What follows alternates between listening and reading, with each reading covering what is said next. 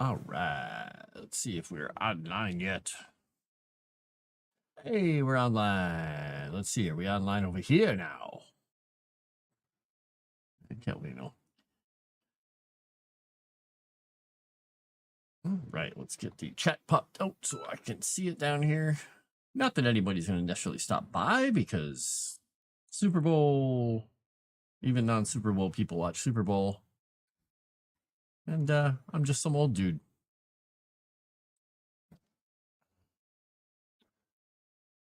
Man, I love having sensitive ears, but holy crap. I have the volume on my video or music player over here down to 11. And it's like hard to hear.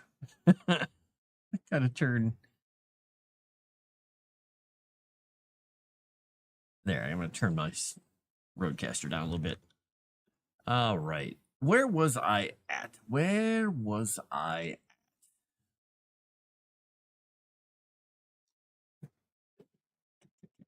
at?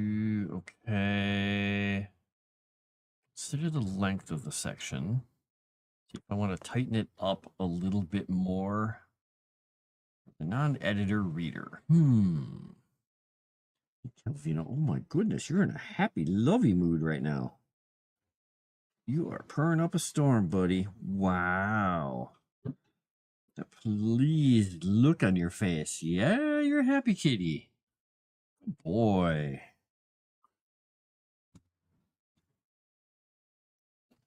Hey, buddy. Yes. There you go. Readjust yourself. It's a little easier because I'm not actually typing right now. I'm just checking edits, so I can pet you. All right. Yeah, I'm gonna think about this. Let's see. It's 1, 2, 3, 4, 5, 6, 7, 8, 9, 10. I mean, it's technically 3.5 pages long. Maybe that's a little bit much. Calvino, are you getting really all feisty and happy because you're so pleased? Your tail's flipping around like you're going to attack me. I hope that's not the case. All right. So last one was from the end of January edits. All right. Okay.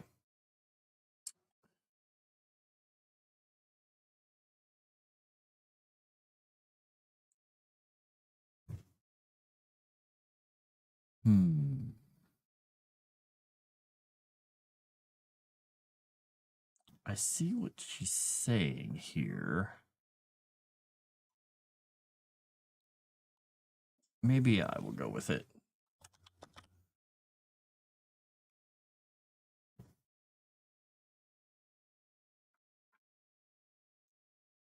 I guess I don't have to italicize any of this.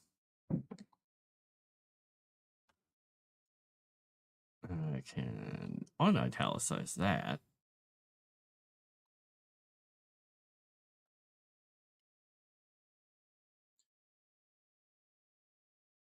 All right, we're going to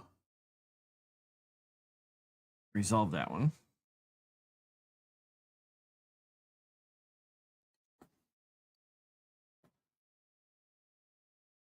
We're going to accept that deletion. Accept the insertion of this.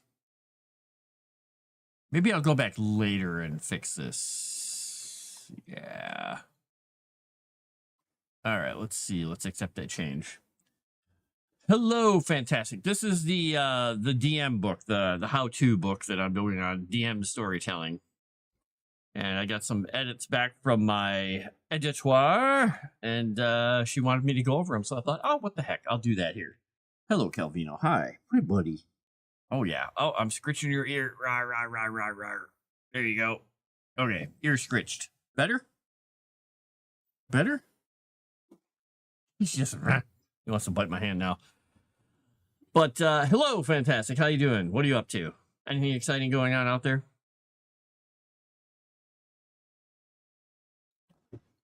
Okay, I'm going to take this right out of her comment.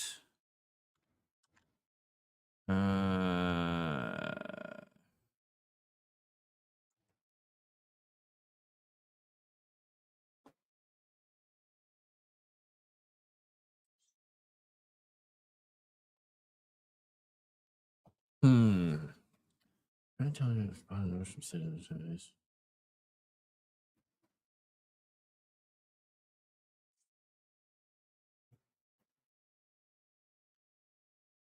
Okay, I see what she's saying here. Yeah, we'll do that. We'll accept that deletion, and we'll accept. Oops, nope, we don't want to delete that yet. Undelete it. Undelete. I'm DM. Not much. Settling in for sleeps. Ah, excellent. Getting some rest. Cats are setting to sleep on my feet, on my lap, everywhere. And they'll be up in, what do you think? 7 minutes? 8 minutes? Something like that, right? Yeah? He's just like, never. Never. Yeah, you won't sleep for very long. You'll be up off my lap before you even know it.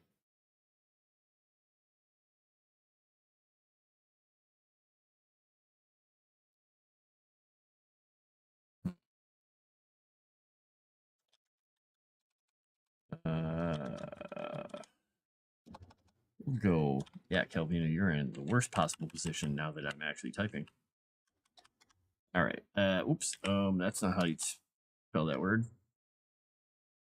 Oh, I've got the track changes on. That's what's doing it. Okay.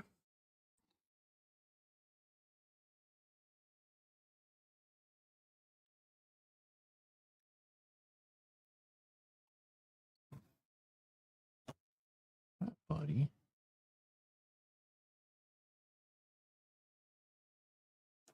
Okay, and this is just an ad. We will. Why is that not? What? What's going on? I'm petting your tummy. How can you How could you be upset about that? You should be totally happy, buddy. Happy cats. Or not, I don't know.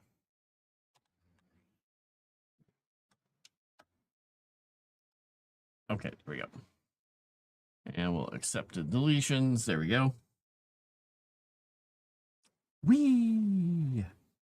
Character creation stream. Well, actually we had if you're talking about today, we actually did the first episode.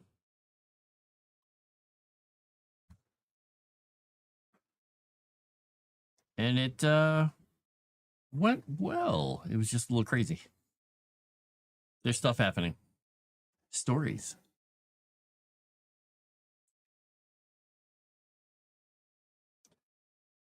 All right, so okay, that's just a fun comment from it. All right, fine. All right. Let's see. So what he said here was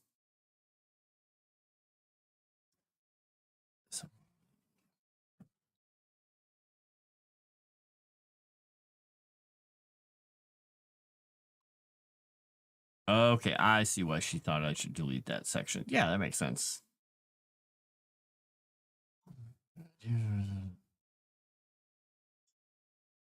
Look at her trying to make my writing succinct rather than wordy.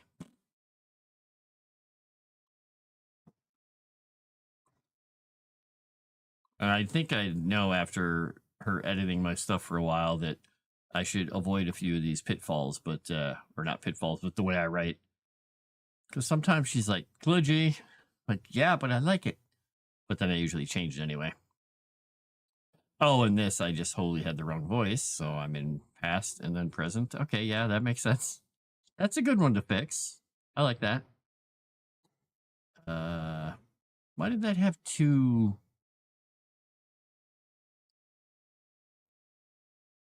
quotes there? That was weird. Thought it said creation stream. I don't know. It may have still said creation stream. Who knows? Or the VOD was the creation stream that they put up from previously, and then because the live one was the actual live one, actual session. Okay, capitalized he. Fix that. We'll remove that. We'll take this comment. Whoops. Nope. Here we go. We'll take that.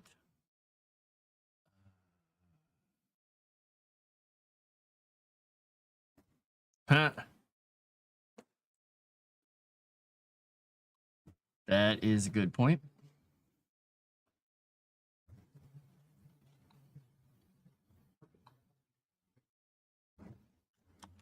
There's an airplane flying low over me. All right, we're going to do this.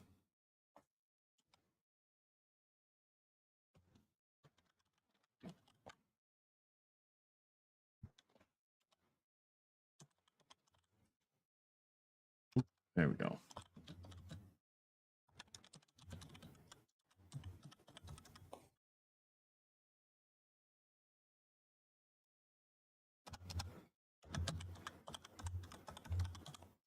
What would I call that?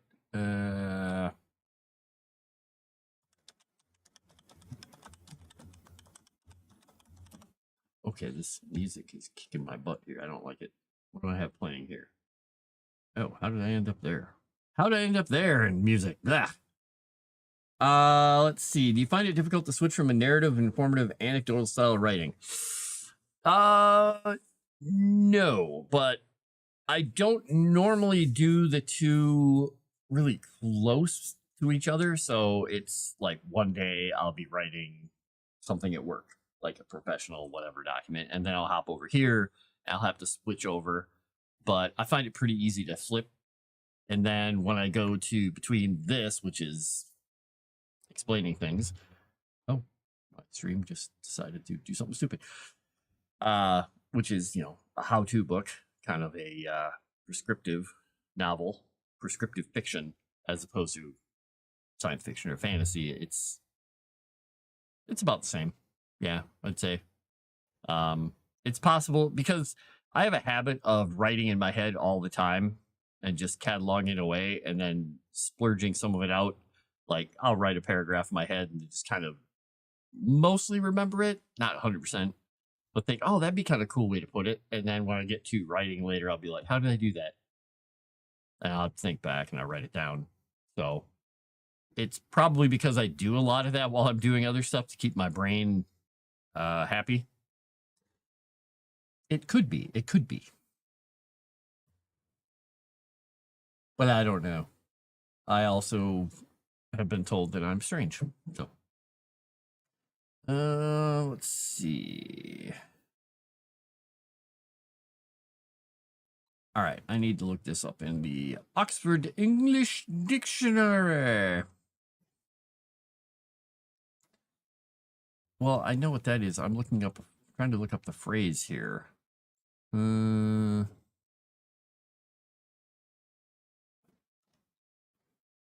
right, let's do it this way. I'm sorry, Calvino. I'm so sorry that I said things and typed and woke you up. I'm so sorry. I will scratch your head. Rub my my beard and mustache on his head, like across the top of the crown of his head, like so he feels like, well, loved. All right, here we go. I am looking for this. Yeah,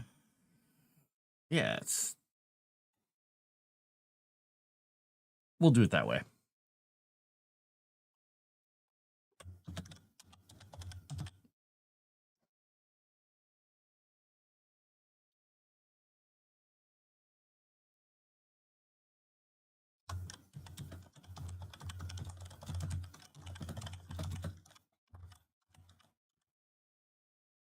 Hi, you're pinning my you're pinning my headphone cable, dork. Do you find it difficult to go back and forth between those, or easy? I know a few people who just they have to literally prepare themselves to go back and forth between the two. So they're like, nope. Gotta have a respite. Gotta think about it. All right, do I have this set to? Yeah, it's centered. Okay, that's why. That's why these two show up that way. And we're gonna accept it.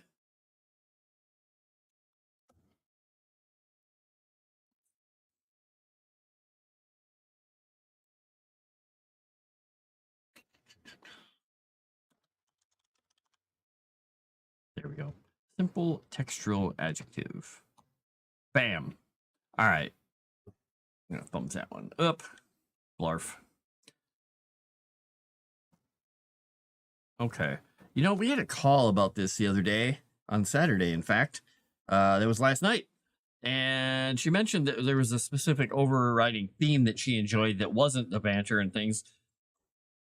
And I can't remember what it was now. I'm going to have to ask her to remind me because I feel stupid now because we had a lot of conversations in that one call that lasted an hour and a half.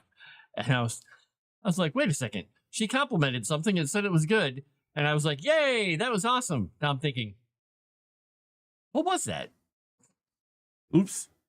Most of my writing experience is scripts. I was told that I tend to be too descriptive, but my dialogue is excellent. Well, scripts definitely have to have good dialogue because otherwise, meh. And the thing is, from writing little scripts for games and things here and there, a lot of it tends to just have been for voiceover, so they don't need set direction and all that. But when it comes down to explaining a scene to the motion capture team, descriptive text is really good, but it has to be incredibly on point and succinct.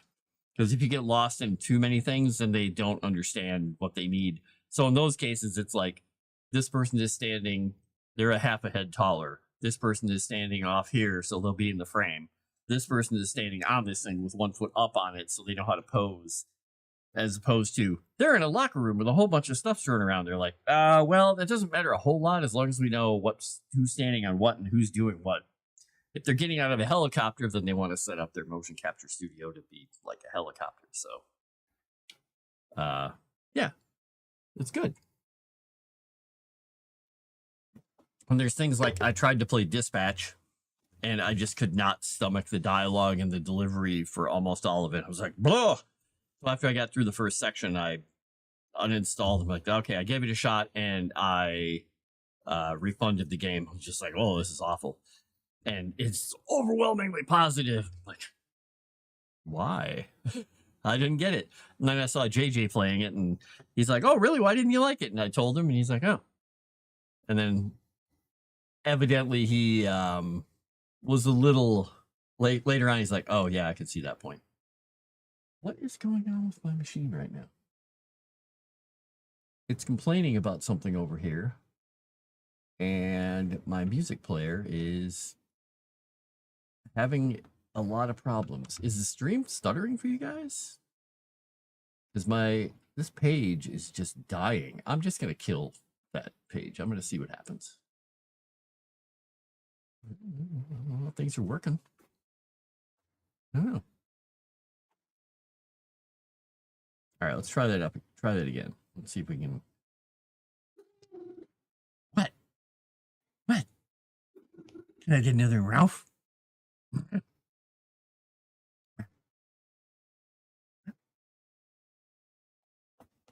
you get another one? Another Ralph? Yeah? Huh? That was such a good meow. That was such a loud Ralph. I don't know.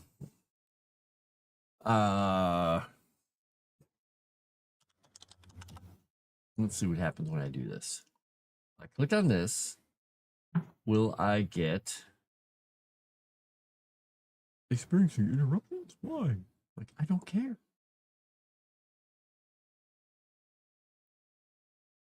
I just want it to actually function. There we go. All right, now it's functioning.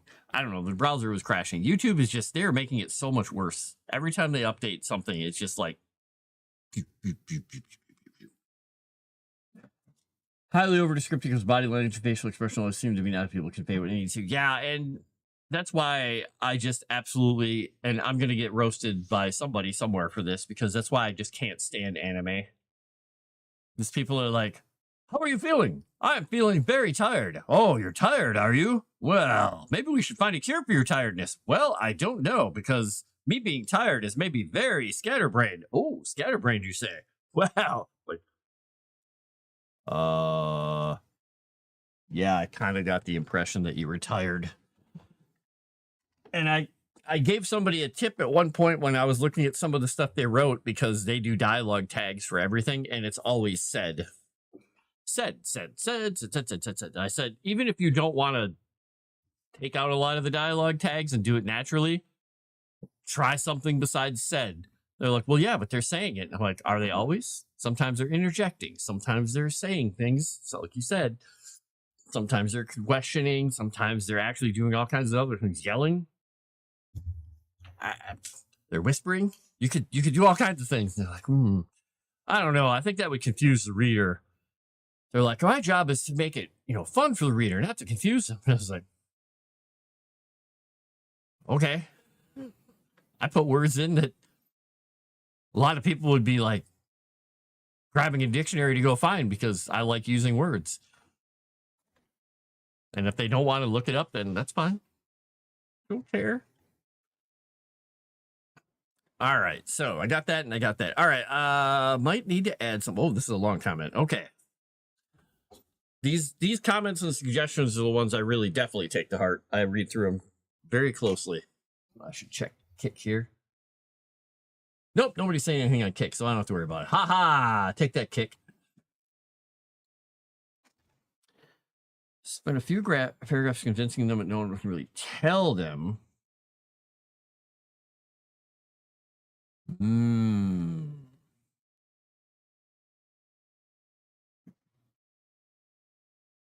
Interesting. Okay.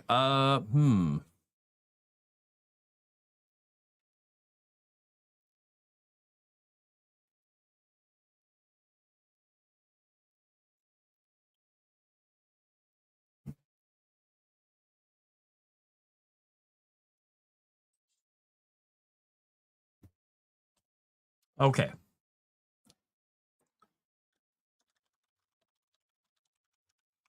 Let's go.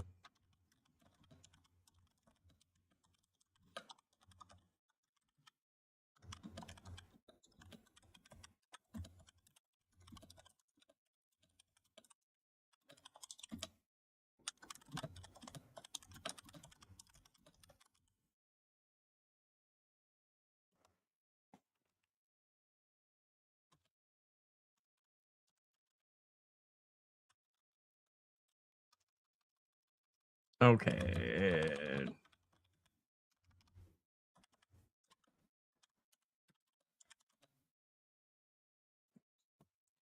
All right. Secret.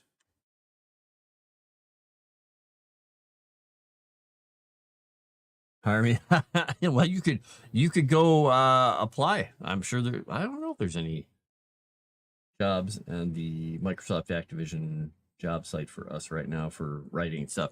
We have a very specific team that does that, and since they now do things with like union and SAG and everything, you have to be members to do certain things and this and that. And I don't know. I'm trying to remember if they. I don't think I was ever made a member of it. I don't think. If I was, I don't remember it.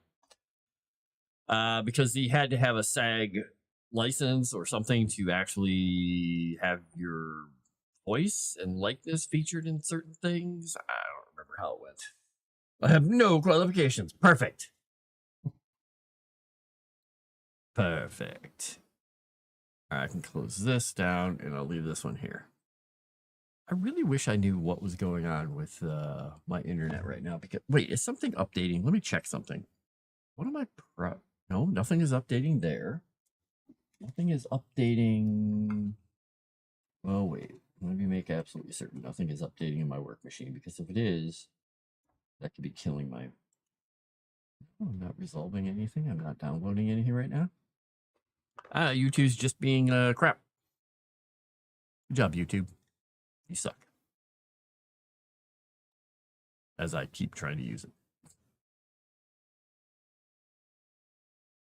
I don't know what it's doing. Madness. It's madness. Yeah, that's going to be a hurdle. No matter what you think or anyone thinks.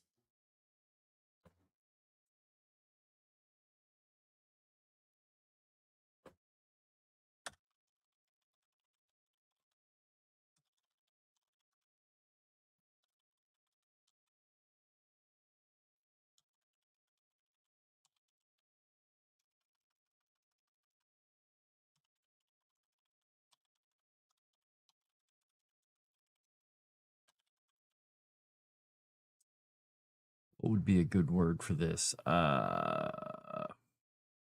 Using observations, and I hesitate to use that word.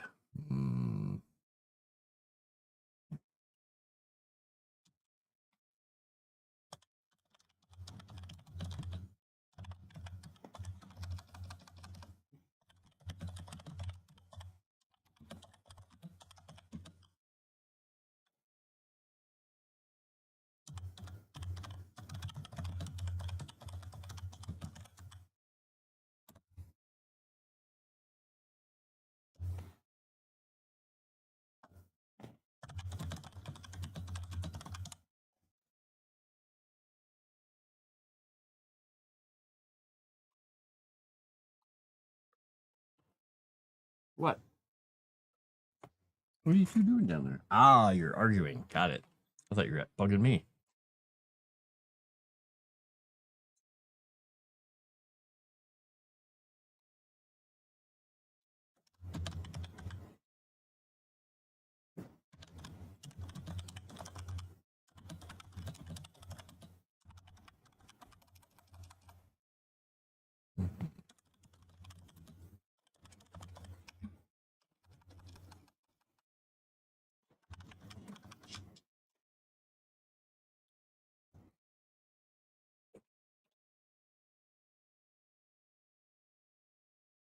They're fighting under my chair.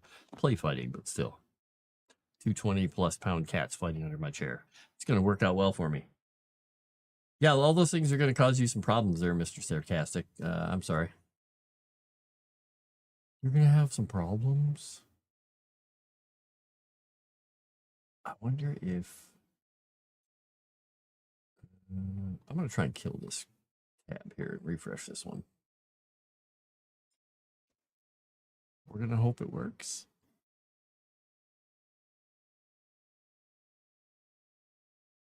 Yeah,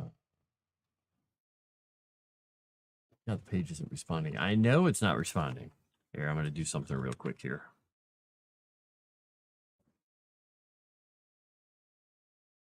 All right, is there anything using up a whole bunch of memory that it shouldn't be using? Let's end that. Using 300 megs. Wow.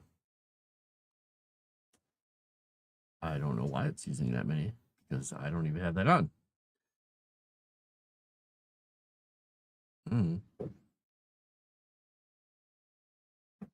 Oh, interesting. I killed that program and YouTube started working. Well, that's an interesting one. Wait a second. Let me check something here really quick. All right, and Discord is taking up 4 gigs of memory right now. Why is it taking 4 gigs of memory? I mean, I'm still only using, like, with everything going, it's only using 28% of my memory, but what the heck, Discord? Well, I'm gonna kill Discord once. Die, Discord, die. See what happens. All right, we'll see what happens here. We'll see what happens. All right, let's get back to editing. I'm rewriting this little section. Hello, sir. Hi. Yes, you're a cat. You're a big old cat by my foot. Don't bite my foot. Don't scratch it either. Ow.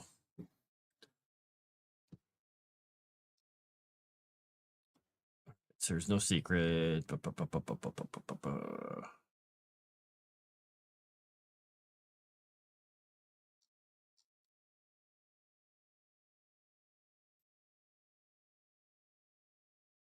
We'll say as well as.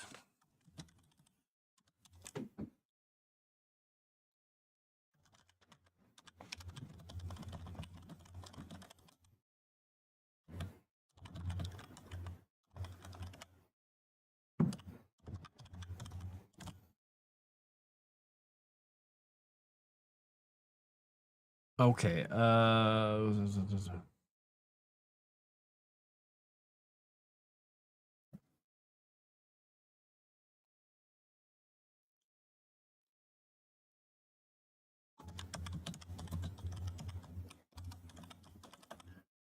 Calvino, remember what I told you? If you came in and did nothing but walk around my feet going, "Row, row, row," and I couldn't tell what you wanted, I was going to probably escort you back outside or upstairs. Drives me crazy when the cats just walk around my feet going, row, row, row.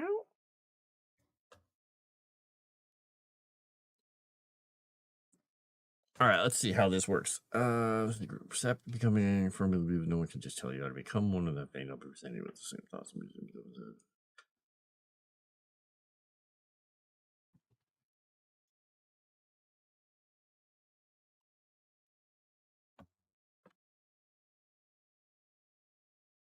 Okay, and that will be into the next section there.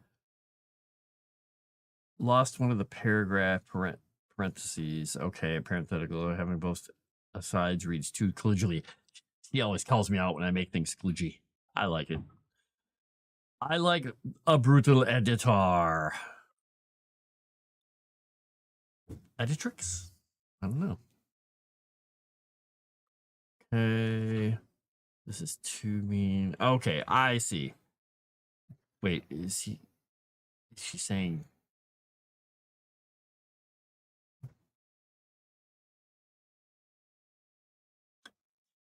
Oh.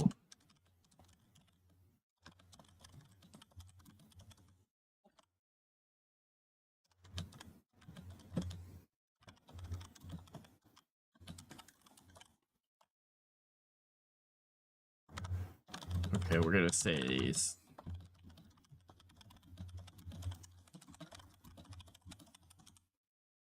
All right, we're gonna say that. What? Hi. Why don't you play with your cat toy? Or your brother over there? Just go attack him. He's made of fur and claws. Get him.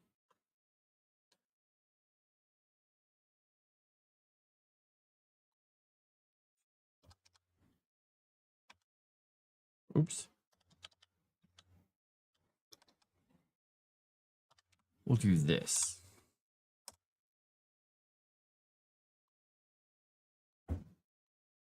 We're gonna remove that.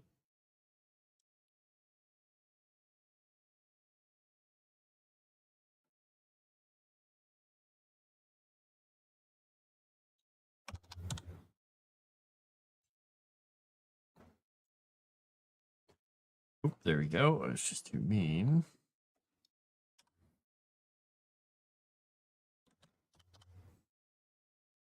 Do it that way. And then we will accept all these changes. We'll save the document so I don't forget. All right, now it flows. First clause, second. Okay, that works. Buddy, if you're going to circle me like a shark, I'm going to see if you want to go outside. You've got fresh water in the fountain. You've got wet food. You've got dry food. You've got other cats to snuggle with and or fight. If you go outside, what do you got out there? Snow? Big fat raccoons that are trying to steal the dry food out of the back patio? Maybe he wants to go fight the raccoons. I don't know. Why don't you go snuggle? Oh, there we go. He snuggled with Wolfie. Oh, so cute. He listened to me. Yay. Let's see. Have you ever had an idea but not sure which medium to write it for? TV, graphic novel, book series? Yeah. So what I have right now, and I can't really share the folder because I don't have it hidden properly here. I mean, suffice it to say, in one of my main writing folder, I have 1, 2, 3, 4, 5, 6, 7, 8, 9, 10, 11, 12, 13, 14, 15, 16, 17, 18, 19, 20, 21, 22, 23, 24 folders that are the main folders for different medium, different ideas, different headers. I have one that is specifically the stuff for Legend Seeker. I have one that is a period piece book. I have one that is devoted to just holding everything for all my beta readers. I have one that's named, it's got a name for a story. I have one that is for contest entries, for short story contests I'd entered. One is something for Kindle Direct and a project idea I had. I have a game pitch that I'd written up like back in 1995 that didn't go anywhere, that I reworked for a basic idea for a story or a little mini game or something. I don't know. So that has a folder. I have specific ones of stuff for my editors. I have one that's a specific fantasy book. I have different genre folders that hold a bunch of ideas. I have this one is in a Kindle Direct folder, which has a whole bunch of subfolders. I have all the stories I wrote for Kindle Vella in one. I have an RPG system that I'm working on, completely independent of the Legend Seeker stuff. I have one that has poetry, I have queries, querying spreadsheets. I have one that had a goofy idea for a romance novel that I'll never write, but I put it out there anyway. One that holds short stories, one that's specifically for the series that I'm working on. One that is another series that I started.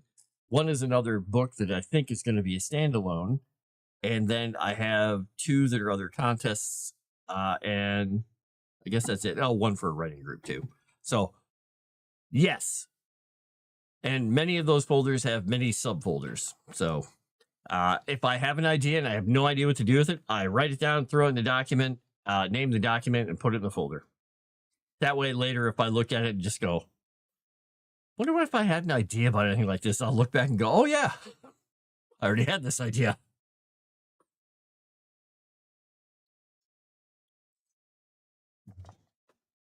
Reminds me, I got to back up that folder again. There's my backup drive. I will grab my backup drive and move it over here, and then because this will make me wonder in the morning why I have my backup drive sitting over here. I'll be thinking, Past Frost, what the hell were you thinking?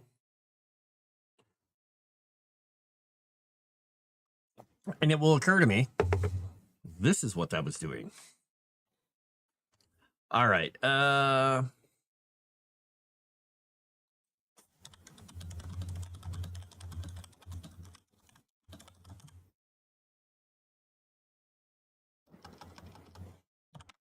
Oops. There we go. All right. Preparation. What are we on to? The next comment. Maybe this doesn't have to be you, rather than you don't have to do this. Oh.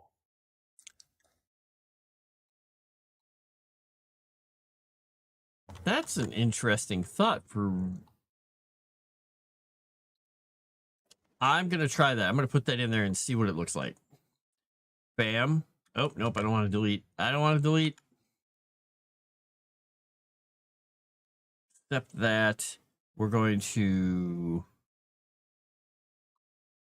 How do I do this?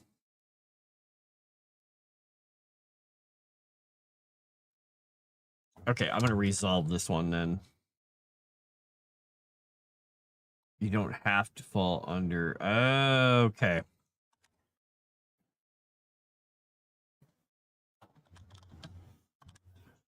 Got it. See, this is why I like having her as an editor. She is very good at this. All right.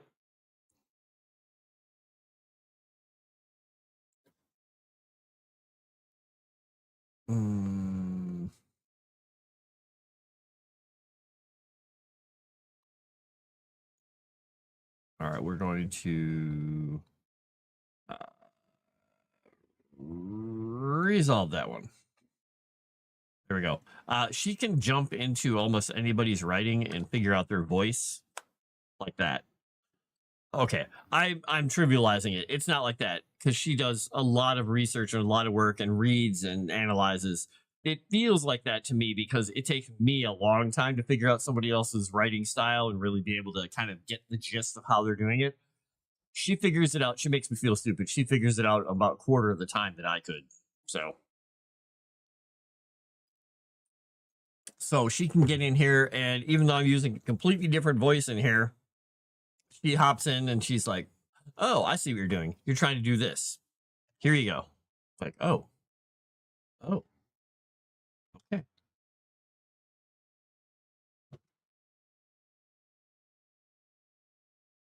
Okay, no comment there. Oh boy, look at this paragraph. There's a little bit of editing going on in here. Transition back in first.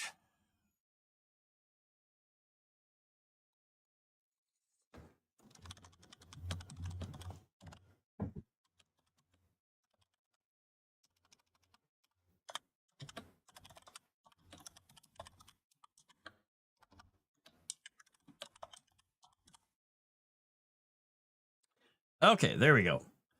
Very good, very good, very good.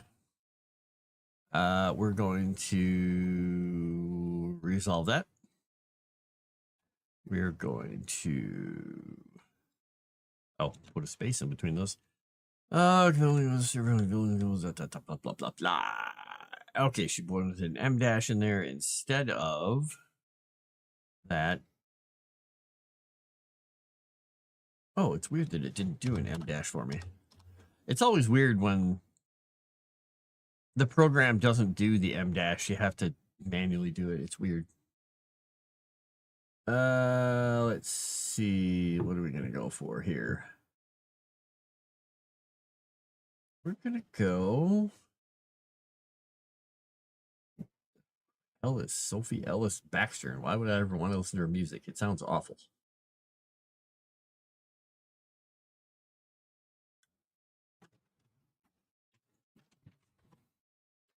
Yeah, and when I did the Kindle Vella short story stuff, back to your point about not being sure what medium to write for, that was me hopping in there because I wanted to see how a serialized story would work out, like putting out a story every week. And I think I'm going to do this on Patreon. I'm going to add that and start doing it back on Patreon. But it was a new way of doing something for me. It's me setting a deadline for myself and writing like 8 or 9 of them ahead of time and then started releasing them. So I always had them if I had a week of like brain death and I couldn't write the next story. But I kept them in the word about 1,000 words. And I did that for a while, and then Kindle Vella closed, which was frustrating because I actually made some money off of that. Feel free to pick my ear dry on a concept. I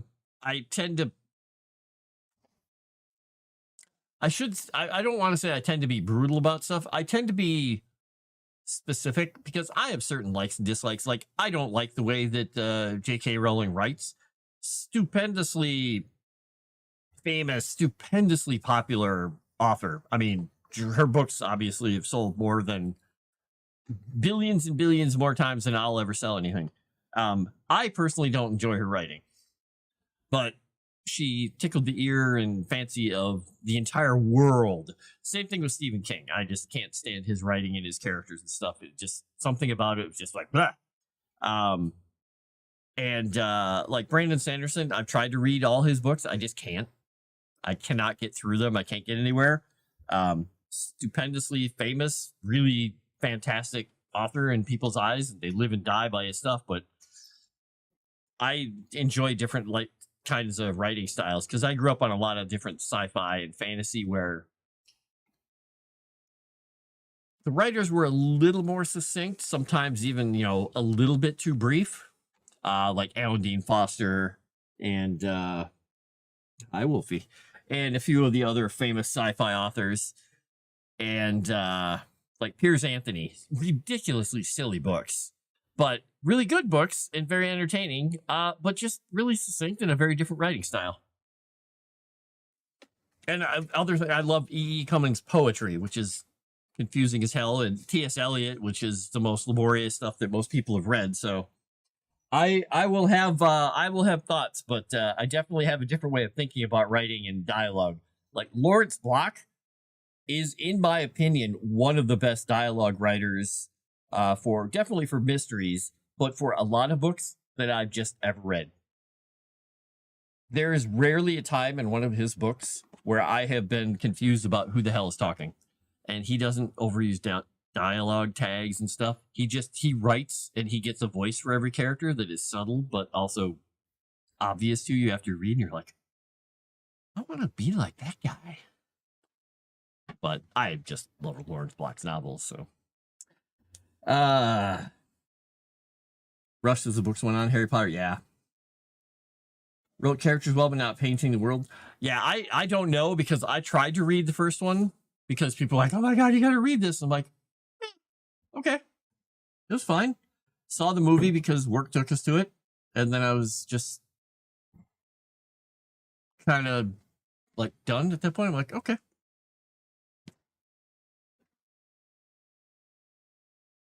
But people absolutely love it. They live and breathe it, and I do not begrudge them their excitement.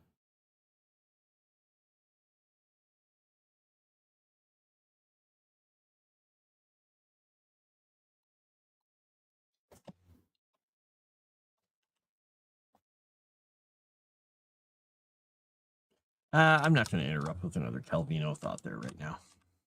There we go. I was going to interrupt again, but I think we'll just go with this. Except. Oh, actually, you know, I think I have a.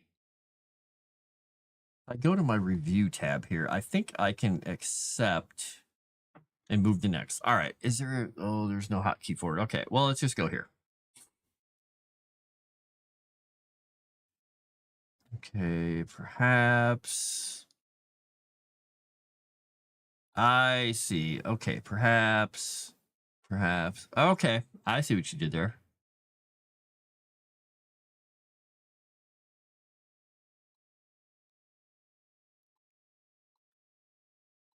Yeah, her sentence structure here makes a lot more sense.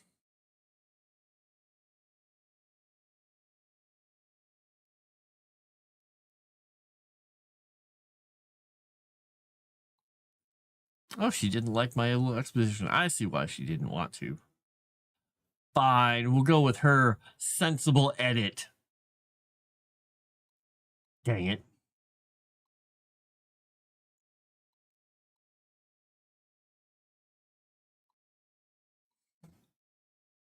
Okay. And the good thing is the edit she's suggestion get my point across better than the original words I wrote by just moving a clause around. She's like, move it over here. Like, damn it, you're right.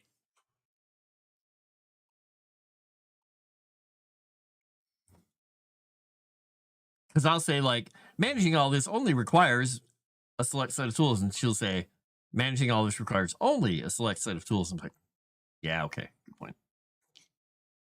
Dang it. I might lose these lines. Oh, I see. Yeah, fine.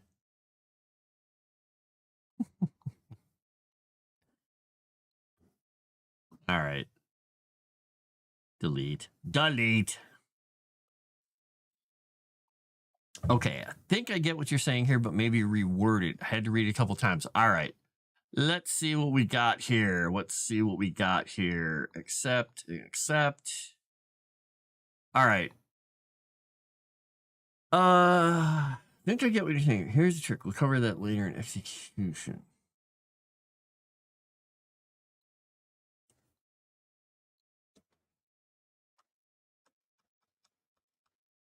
Okay, I guess, yeah, that makes sense. Okay, we're gonna accept this. Accept the deletion.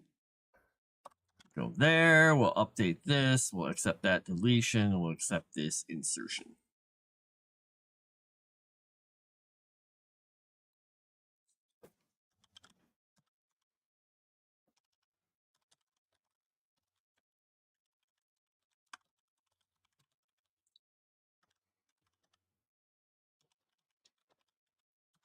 Oop, don't need another period. Okay, there we go. So let's see how that reads.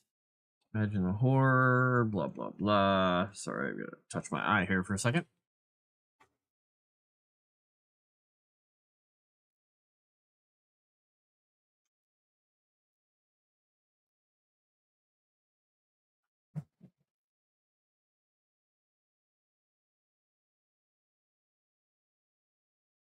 How do I want to say this?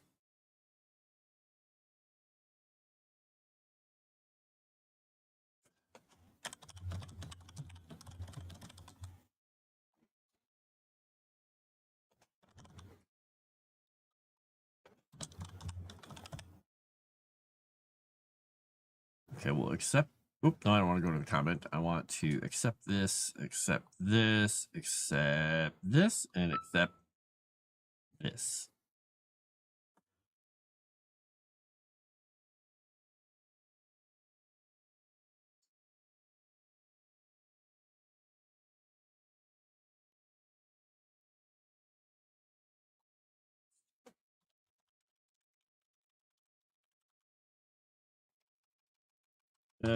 Yeah, we're not even gonna say anything else.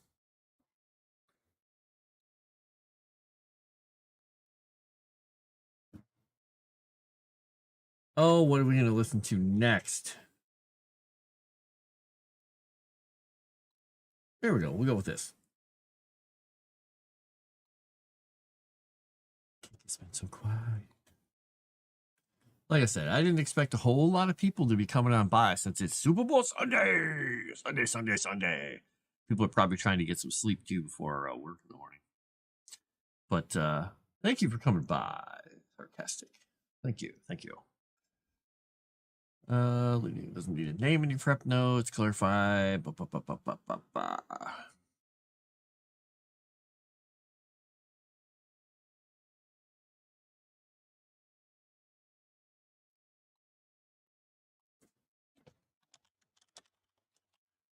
Oop. Better only has one R. Okay, we'll leave that there.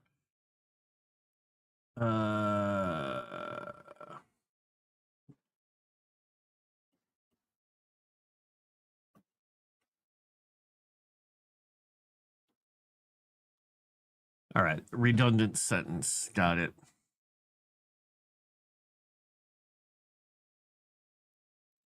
Okay, that works. This gives me something to go on.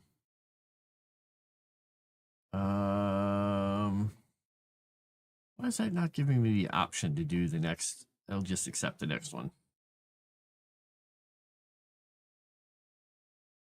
I don't want to comment. I want to go accept. Okay, there we go.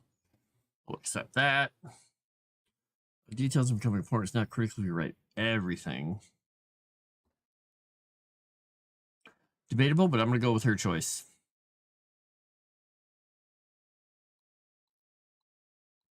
Doesn't like my ellipsis use there. Okay.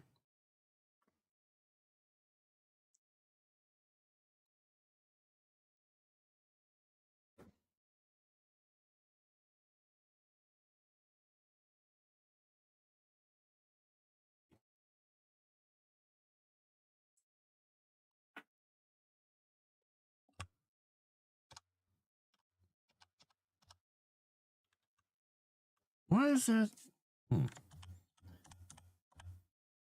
I don't know. Why is that spacing? It shouldn't be spacing on it like that. I think I got a reference here that's incorrect. Let's go home. Okay, we got normal spacing there. We got normal. We do centered. Okay, it's got one space between them. Huh.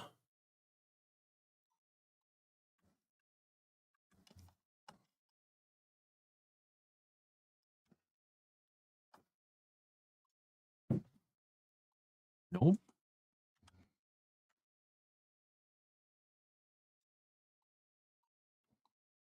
I am actually a little bit confused as to why that's spacing like that. All right. Well, the good thing is this is going to go into a different book format eventually anyway for Kindle. So I'll fix it there. Fix it in post. Accept the deletion.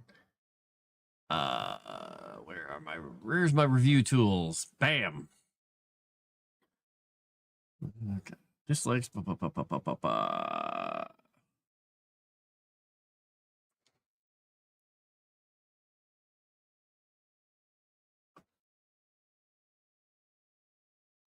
got to put happy cat chuckles in the game. Or in the game. This is the game. Everything's a game to me. In the book. So I got to say the words happy cat chuckles in asterisks.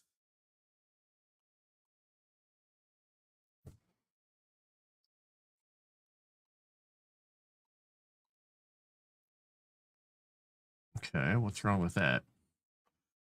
Oh, I see. Whoops. Yep, that was just a stupid mistake on my part. The good thing is most of these changes are grammar, which I definitely rely on her because I'm good with grammar, but I'm not perfect. So I get lots and lots of help, and I learn a lot of things from when she edits for me. I don't know what she's talking about me overusing the ellipsis. There were 4 of them in that section alone. All right. This is the names. Where did you get the list? Wait.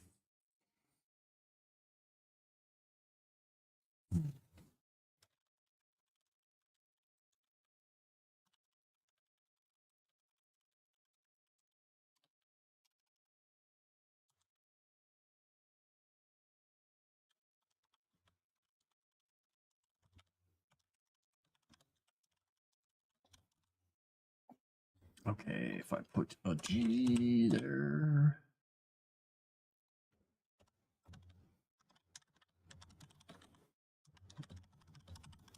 I'll make that more clear. All right.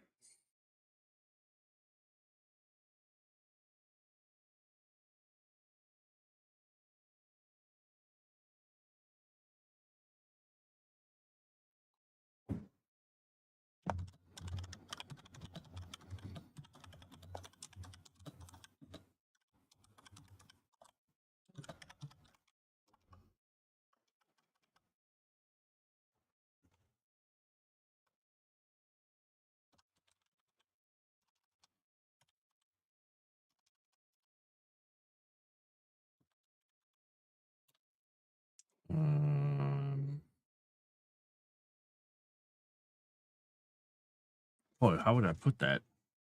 Because a lot of it came from research, but some of it came from experience.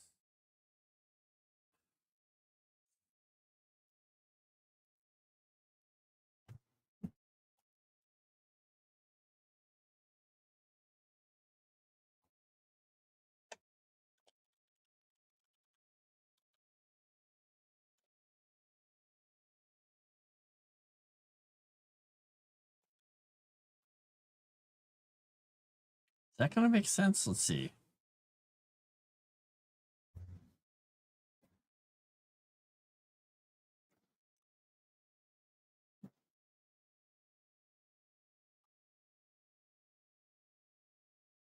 We'll say took. Yeah, I'll leave it with took. Okay.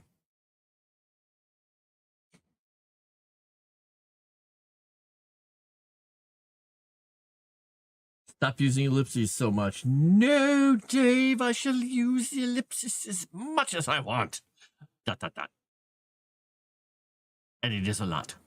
Dot, dot, dot. How you doing, Dave? I'm going through and letting my editor's notes just rip the soul out of my writing. Oh, actually, wait, no, it's her making my writing actually much better.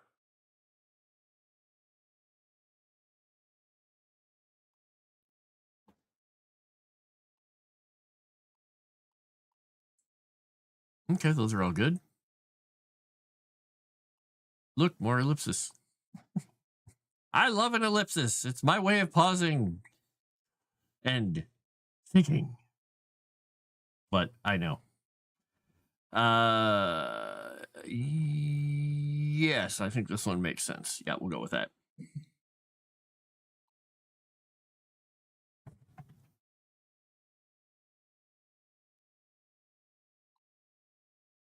And the cool thing is she doesn't really play role-playing games. She's played some with me here and there, but she doesn't. So when I'm explaining this stuff, if it makes sense to her, I'm like, good. Then it will definitely make sense to someone who's playing role-playing games.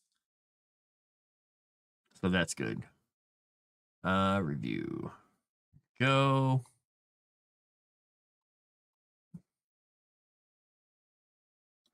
Editor notes. Yes, I'm going through my my how-to DM book, and this is my editor. She got through the whole rest of the book as far as I have it now, and I'm going through the last 20 pages of edits. So she hit it for me, and I want to get back to her and let her know that I have reviewed all of the edits. Okay, to that list.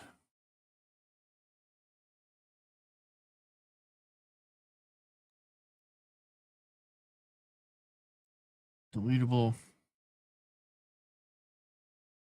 Okay. No, I'm leaving that one in.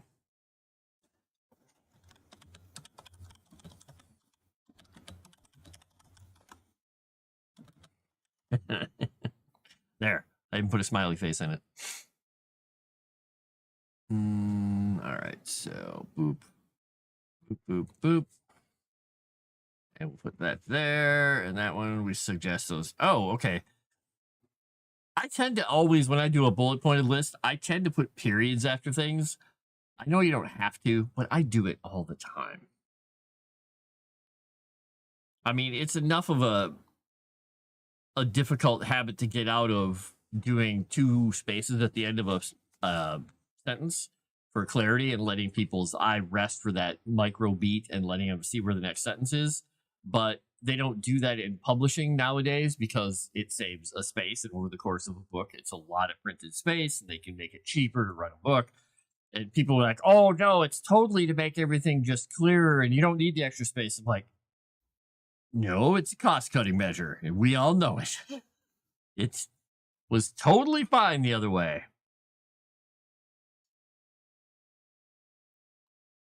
This is those people who are like, spelling is a suggestion. And then I slap their phone out of their hand.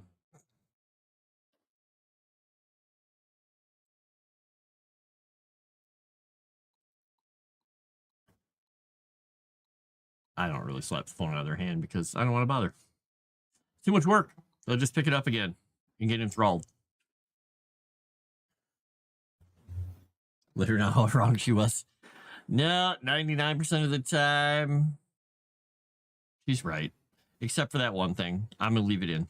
It was basically a suggestion saying that if I needed space, this was it was a cute comment and it was entertaining, but if I needed space, it could go away. I'm like, yep.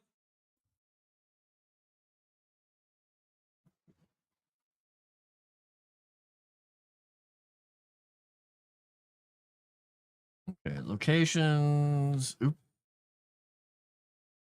There we go. Here we go.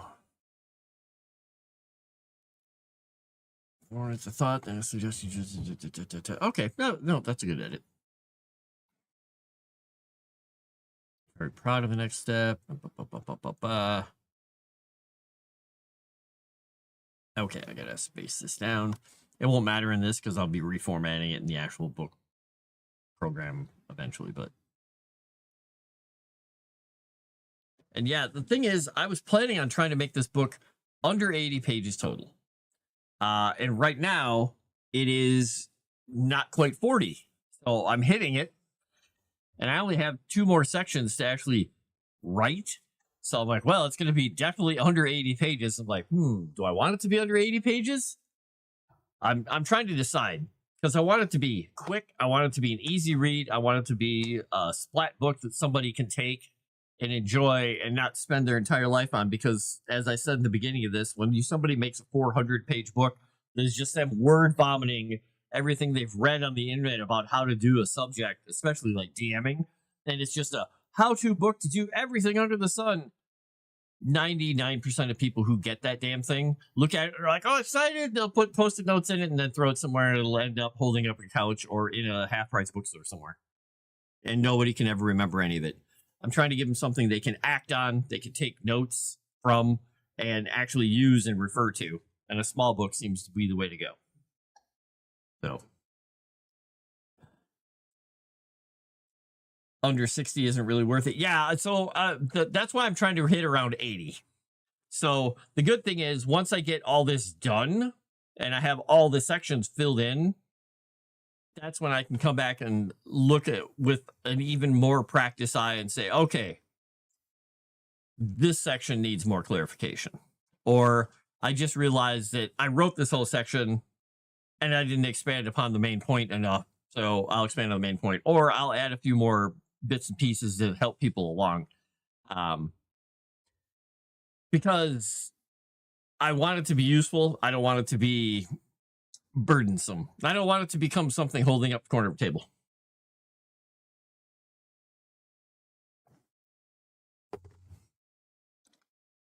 Well, I'm going to argue with you about that one, Dave, because the ones that I've seen that sell well, like actually have a lot of sell through, the most sell through, are definitely under 100 pages. And this part of this reason is, and it's been going down over years, because there were those ones like in the 50s that were like these tiny ones, you know, how to win friends, influence people. Um, but they had larger fonts and more spacing and all this other stuff in a lot of them. Then they started getting into those really big, like, here's how to organize your entire life. And they went into exhaustive autistic detail on how to do everything. And people were like, this is amazing. It's the Bible of my life. And then they stopped doing it after 30 days because they couldn't remember any of it. And the ones that I've been looking at that are comparable are 400-page behemoths or 200-page behemoths that have low sell-through rates. But then there's all these small ones that have these really high sell-through rates because people will pick it up on their, I don't have my Kindle here, pick it up on their Kindle and they can get through it and they can scroll through it quickly. And I'm wondering if they're going to get down to be like pamphlets. I don't know. Making useful stuff. Does Calvino know? He is asleep back here, so no. So yeah, it's it also depends on the spacing of the book and how many of them have a lot of art in them, because one of them that I saw out there, it had a lot of art in it. It was impressive. Half of the book seemed to be art. And it was evidently the person's wife, or I don't know if they're married actually, wanted to do art and they did the art for the book with them. And I thought the art was awful, but then again, I also thought the book was awful because it literally felt like they have been playing for 5 years and they watched a lot of YouTube videos on how to do stuff and put it out. Like, oh. Because I do see a lot of people doing that. We had somebody I used to work with who I'm not going to describe or talk about the person, but the person had been doing things in the industry for a whole 5 years and was teaching at a game design college and was going to write a book on how to make games. And I'm just thinking, that's audacious, since you're quite bad at all of these things. And that person moved to a different project and then eventually left because they realized that every time they were in a position to do something, people were like, this person isn't really accomplishing anything that we're putting to the person.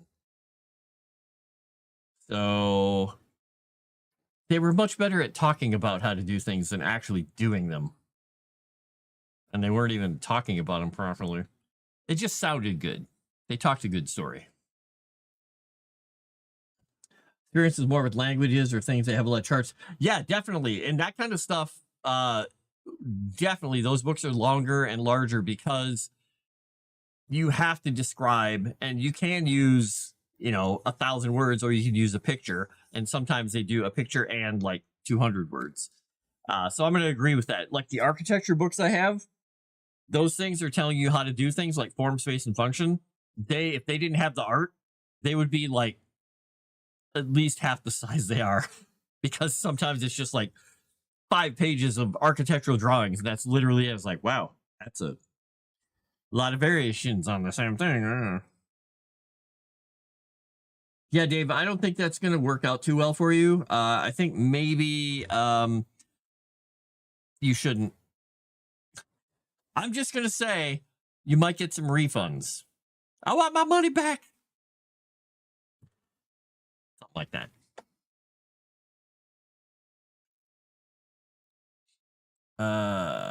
Oh, where did my close my folder?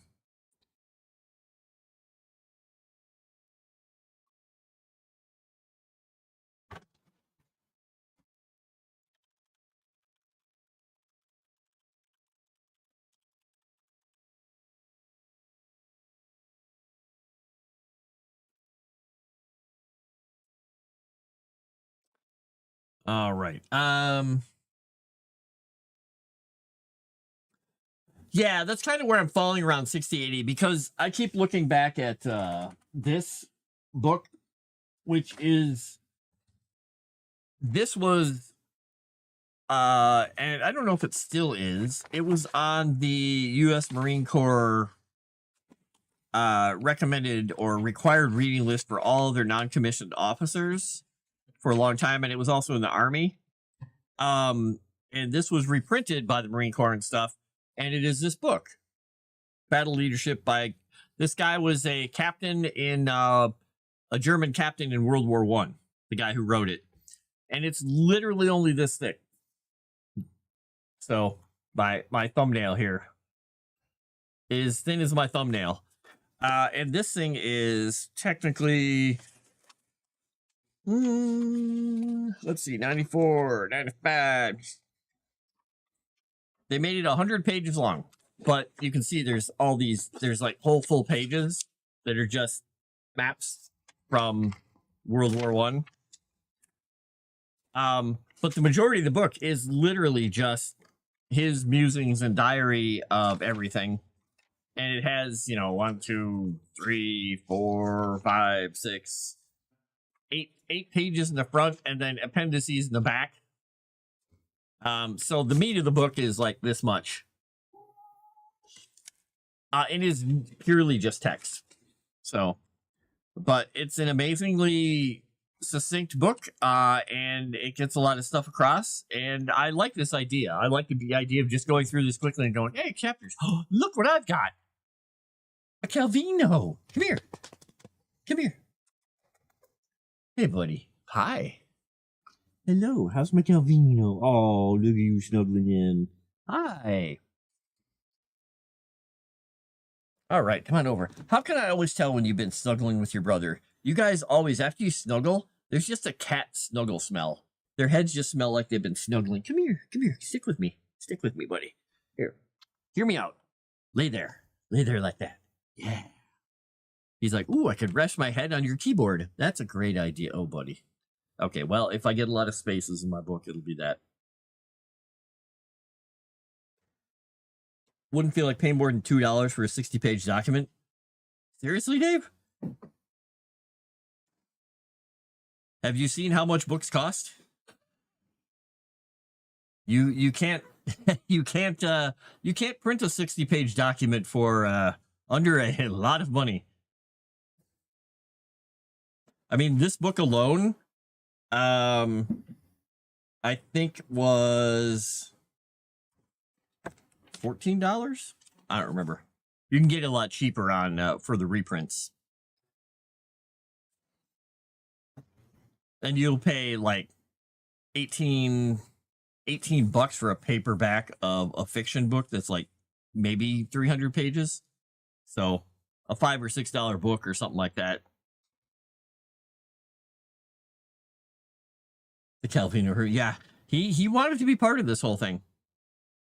And yeah, and the whole point of this thing is trying not to I'm not going to make any money off this because I won't. This from the guy who spends hundreds of dollars on plastic swords. What? Let's see here. I'm trying to find this book. Calvino, you're in the perfect spot. All right, let's see. So this one is, how many pages is this one? Yes, I don't care if it's an Audible book, whatever. And this is just, it's by some people that I don't have any freaking idea who these people are or whatever. It doesn't really matter to me because I don't really know. All I want to do is find the number of pages in the damn book. Because I think it's oh, man, I can't find the, really? It doesn't tell you how many pages the book is? Really? That's interesting. Oh, it's showing me the audio book. Okay. All right, here we go. That's why. So this book is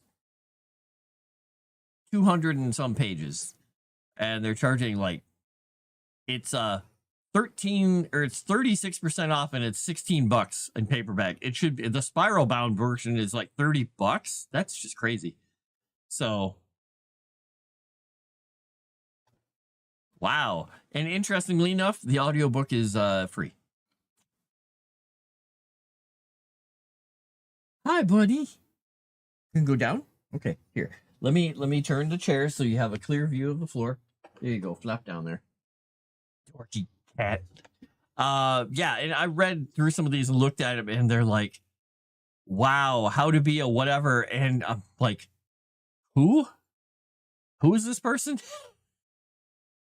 And you know, some people are like, yeah, this is how you do it. Oh, okay. This one is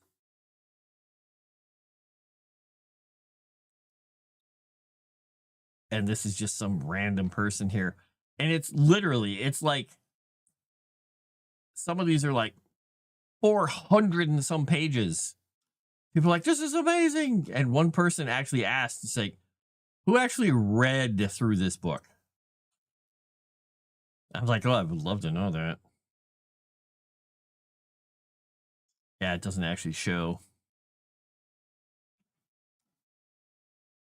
Yep, nothing helpful. Oh, what? That has nothing to do with this. That was weird. There was something completely unrelated to DMing, but it had the letters DM in it. Something to do with medicine. Like, okay. I don't care about that one. I want to see how much or how many pages are in the hardcover. Hardcover. 8 years and up. Yeah, these people are insane. And I've asked a couple of my friends who buy these kind of books and do stuff. I said, how many of you read through them all the way? None of them. Not a single person has read through the whole thing. It's kind of surprising. Holy cow. Why is that so expensive? There's a 4-panel Dungeon Master screen for $18. Like, it's a piece of cardboard. Why? Yeah, and this one here, this is a Dungeon Master's workbook. And it is 74 pages or 76 pages, and it is $6 in paperback. And one of the people reviewed it and said, if you look at it, it's literally like graphics with a big window in the center with huge text and then some checklists and some little bingo table like stuff in there. I'm like, oh, like, all right. So I think this is more valuable than like a scrapbook that somebody made in After Effects or whatever, but it's not supposed to be a full-on anything. So that's why I have to look at what their pricing is, because finding the book around $5-6, I think is where it should probably fall. But you have to go through Kindle Direct to figure it out, because they require certain costs and all this stuff. So it's weird. But anyway, as an aside, yay.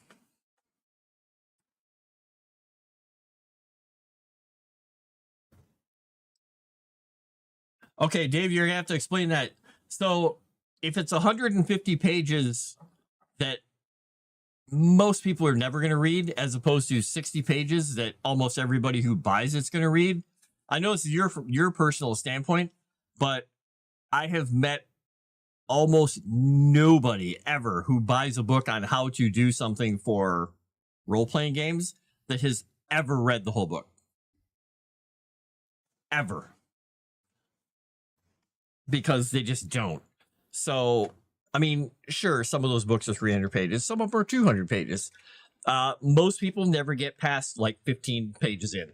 Or they go 15 pages in, get really tired by the wall of text, and then go to a specific section. And they're like, I want to read about monster boyfriends. Don't quote me on that. I'm not writing a monster boyfriend book. And then they go and pick and choose and look at stuff. And then they eventually just take it and go, to ADHD or ADD or whatever, and just toss it. And So that's where I'm getting to.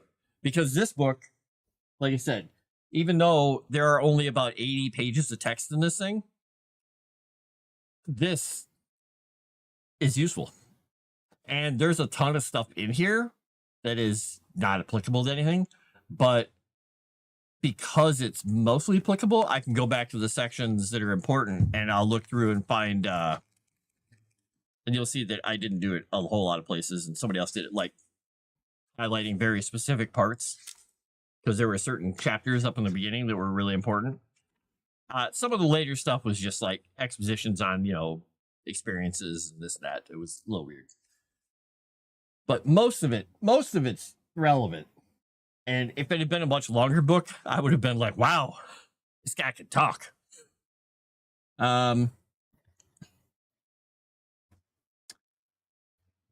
Yeah, I do not read rule books cover to cover. I read the important stuff, like the rules. I ignore all the crap at the beginning. They're like, what is a role-playing game? Like, yeah, I don't care.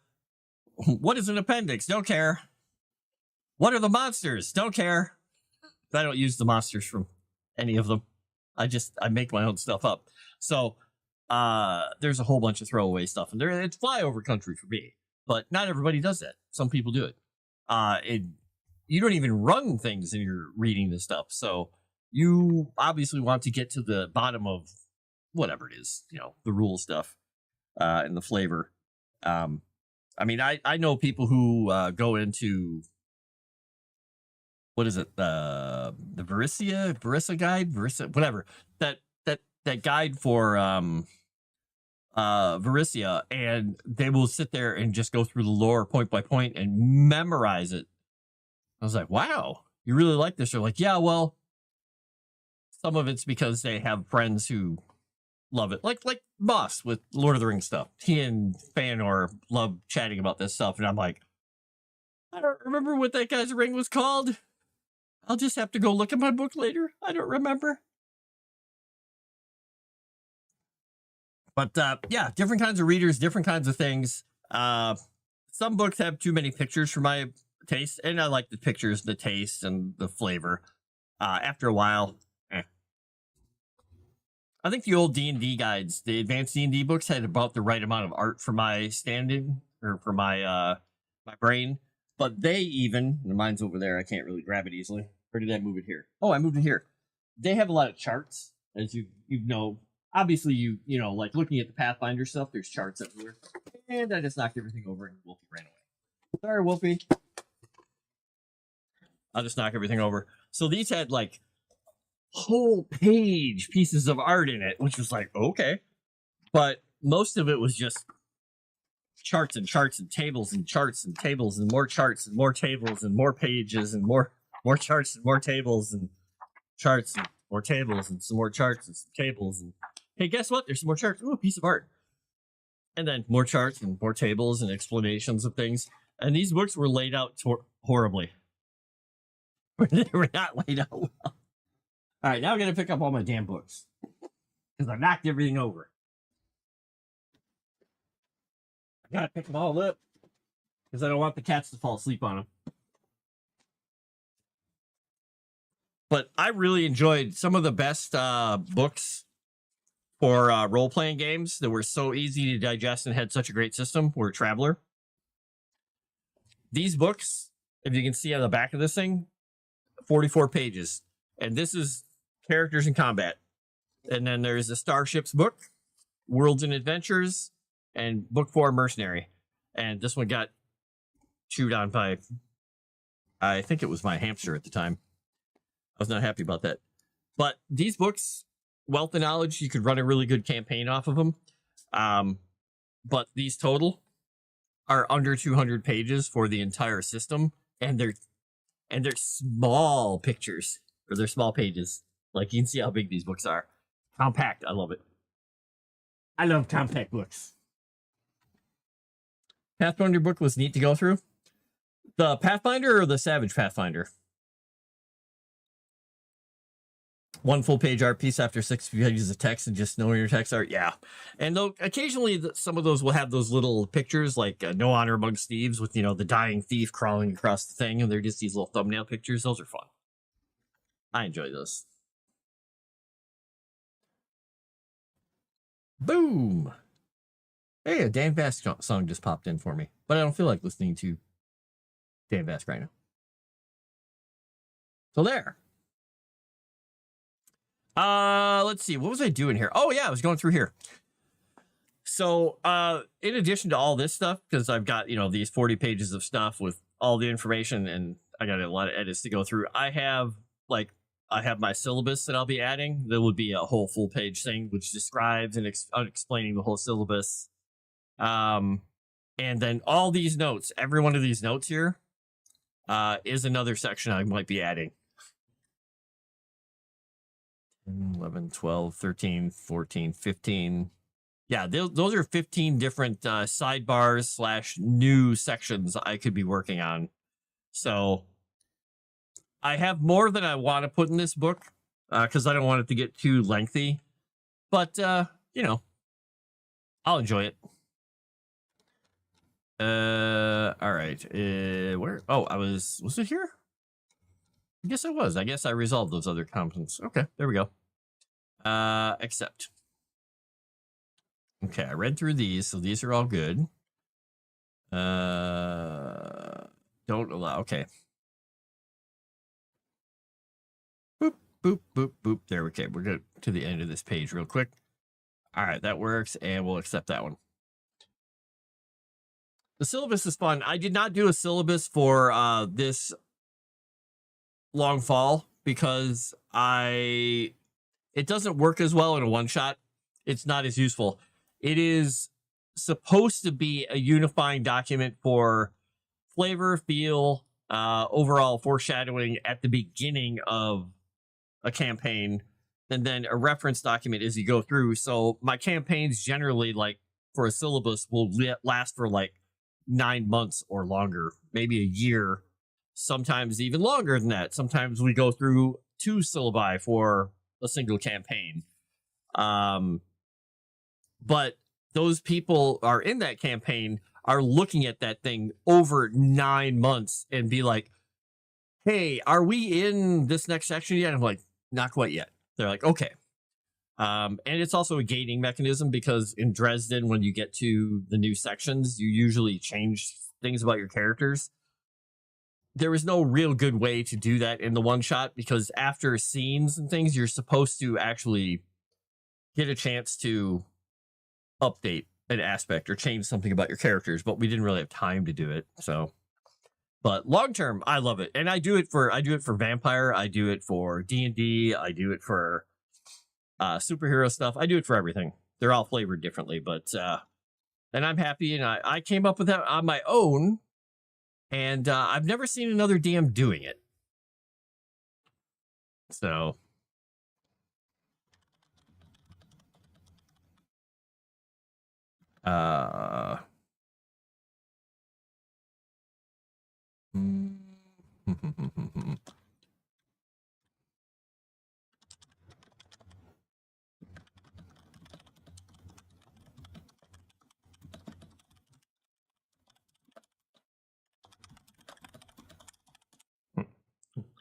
She's like, why is there this huge gap in here? I'm like, just for my own.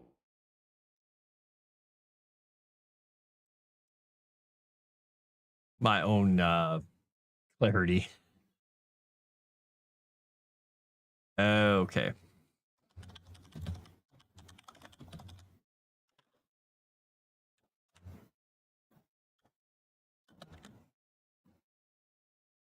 All right, we'll go there. We'll go here. We'll move that. Oh, I didn't do that right, did I? No, I didn't want to. I want to accept it. There we go. We'll say bam. We'll go there. Is that right? After reading it, they often been okay. That's good. And it's funny you're talking about syllabus because that's the section I'm going through right now. Savage World books are smaller than D&D books. Yeah, like where did I move all my books to? Oh, I got some more of my books on the floor here. Book 5, Highguard. Where did I moved a bunch of stuff over recently, and now I can't find. Hi, Wolfie. Hi, buddy. You're back. I didn't scare away your little kitty cat face forever, did I? I didn't. Hi, buddy. You want to come up and say hello to everybody? Come here. All right, a big floofy wolf. Hey, buddy. Hi. Oh, hi. Yeah, you want to snuggle. I know you want to snuggle. Hi, buddy. How you doing? Well, I can't have you snuggle on. No, you can't. No, don't do that. You can't lay on the keyboard. No, he's trying to get to the keyboard. He loves trying to lay on the keyboard because it makes all these noises. Nope, never talked to Rhythm about how he plans out his sessions. Hi.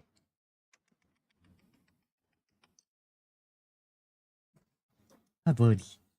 Yeah, it's interesting because some things that some people like for DMs and stuff, other people don't like. And I'll be honest, there are DMs that I really enjoy having, and some DMs that I'm just like, I don't see the appeal. Like, I know people love what's his name on the TV show, or not TV show, the YouTube thing, the Matt Mercer guy, but I'm like, I've never seen the appeal. I don't get it. I mean, I watched their very first old thing because some of the story was kind of fun. I don't care about voices because voices are such a distraction when you're playing a game because people get so caught into the voice that the voice is the character and there's actually no character. It's literally just a voice with the most basic motivation. And that's a hot topic too, because I get a lot of people who just, they get very irate when I say that. And every DM, because I watch them very clinically while I'm enjoying the story or not enjoying the story. And they have quirks and things that I'm like, oh, that's incredibly distracting for your players. Like, ooh, why are you doing that? Oh, no. So I try not to criticize and point them out to them, but I try and compliment them when I find something that I are doing that I enjoy. Because I've had DMs that are like just, let's just say awesome in a way, because and I use awesome in the worst way possible because you're just sitting there thinking, the hell is anybody still sitting at this table? And other people who are quietly just actually really good DMs. Interesting. I sent out a lot of questionnaires to a lot of DMs when I started working on this book. In fact, a lot of people on the channel, Rhythm wasn't around at that point, and had them fill out the questionnaire for me. And some of the answers I got back were interesting, but weirdly enough, for a lot of the questions, almost word for word, some of the people use the exact same phrasing and thoughts and things. And I'm thinking, huh, they watched a lot of Critical Role.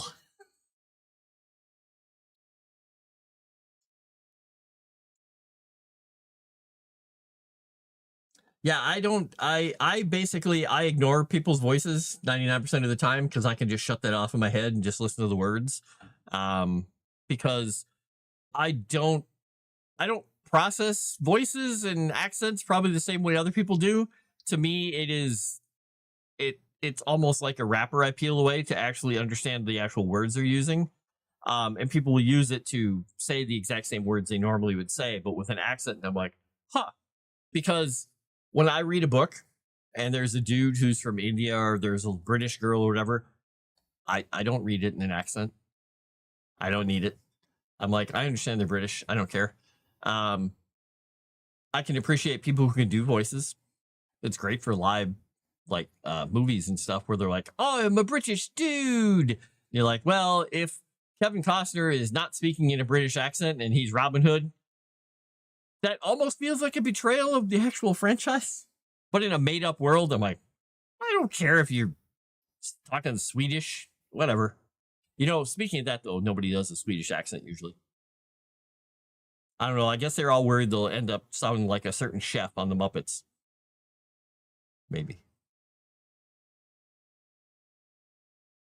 So how will you do following your character? Yeah, like I said, I ignore 90% of the voices and the tonal drops and the raises and things that people do and listen to the words. And the words are where I find people following their characters. If they tend to use like a lot of words, because like with your characters, you like your doctor, he's doing what I would expect an academic to do is just talk a blue streak. Like, and that's why I have fun with trying to interrupt him or interrupting the other doctor in the group because that's not Oscar's way. He's not the most educated fella. Yeah, and that's what I'm saying is I think you're doing well with Klaus. Um, and I think Adley, I know that I was trying to remember somebody mentioned something of like how I think when did they ask that? I think they asked that. I think you were in the chat. I think somebody asked in the game at one point, they're like, wait, if Adley dies, how are you going to do a character with an even higher voice? And I was just thinking, does that matter? Does it matter? Yeah, hurdy birdie, dirty shirty birdie. Yes, exactly. But and for Adley, his eyes, and I know you and Coach really like having fun with your characters and stuff, but some of the stuff that you guys are talking about and saying, the word choices and stuff you use, I'm like, that's on point. Also gonna get us all killed, but that's beside the point, right? Maybe. Oh, and a weird French song just came on. But what the heck? Weird. You can go a little higher. No, don't go any higher. Stop there. But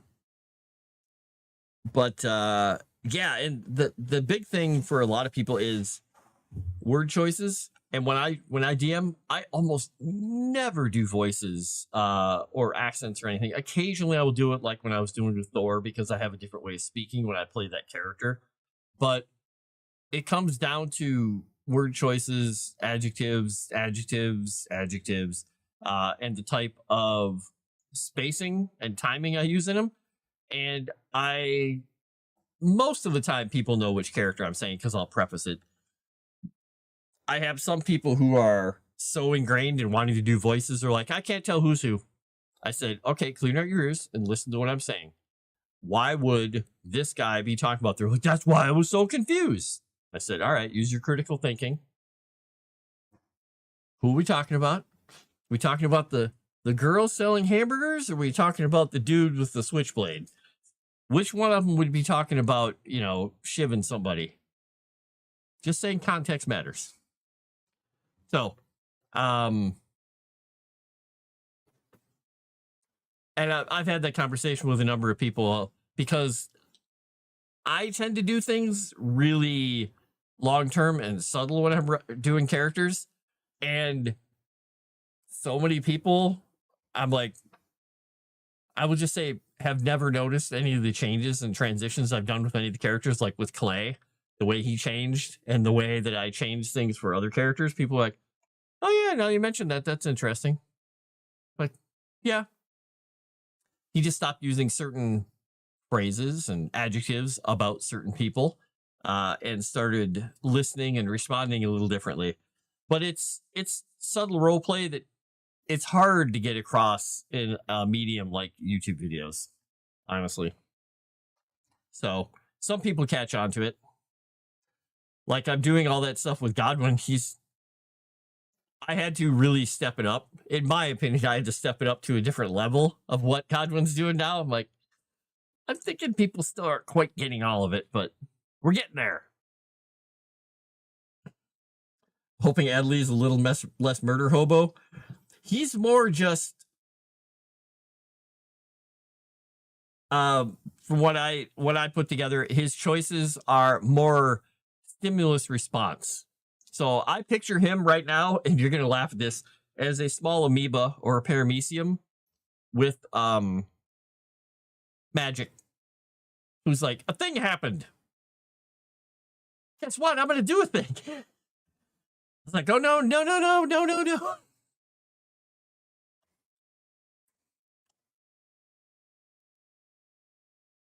Phrasing, tonal changes. Yeah.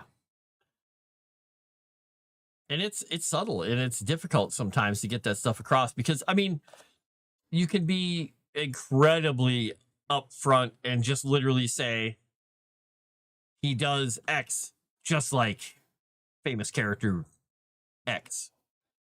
Or whatever, and people will be like, "Oh yeah," but I don't base my characters off of famous people or other characters. I just make them up, and so I guess there's no helpful baggage, unfortunately.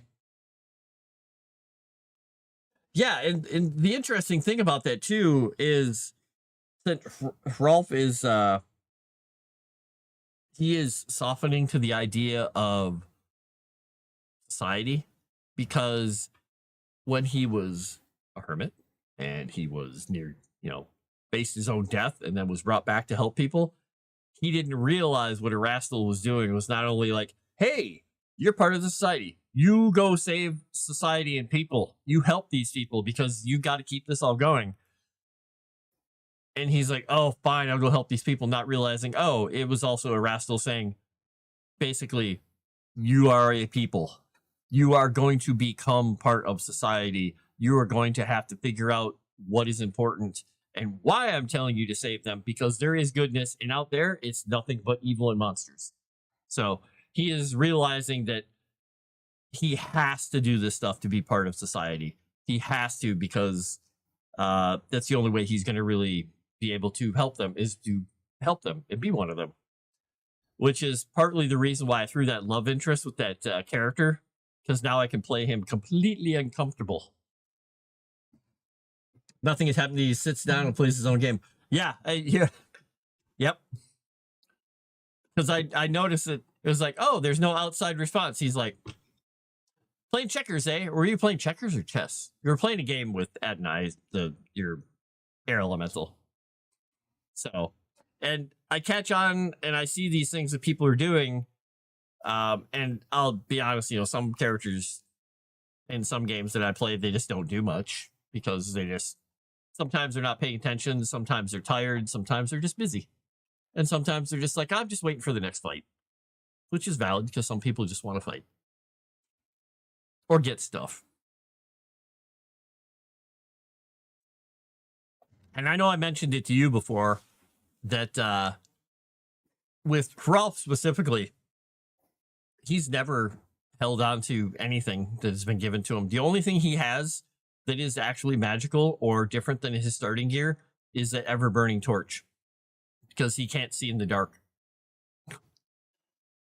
Every other bit of gold, every other magic item or anything that was, possibly like, oh, this could be useful. He's never moved towards her or looked at it or wanted it. Are you going to jump up on my desk again? Do I need to let you outside?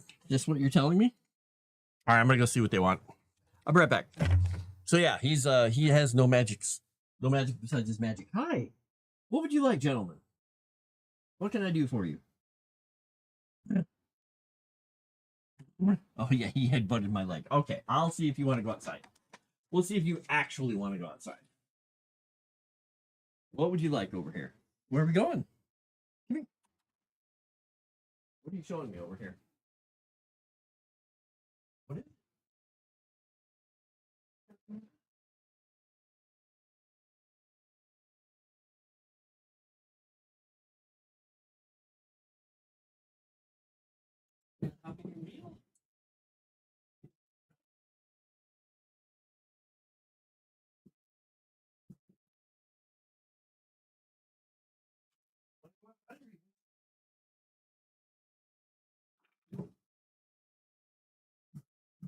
Well, I'm not here to play with you right now. No, I've got stuff to do.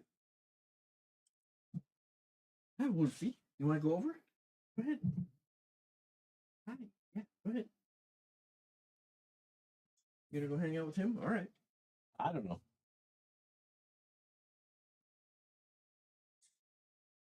He went over and sat on the cat wheel like I was supposed to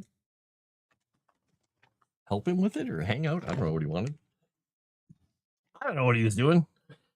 Told him I'm not here to play with him right now.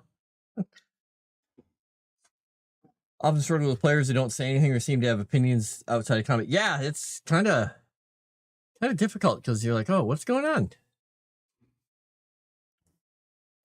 Yeah, and Ralph was just weird too. He also just feels that, you know, he doesn't want to rely on anything like that. He doesn't want to rely on things. Where is... Nope, that's not good. Do not jump on my desk. Do not jump on my desk.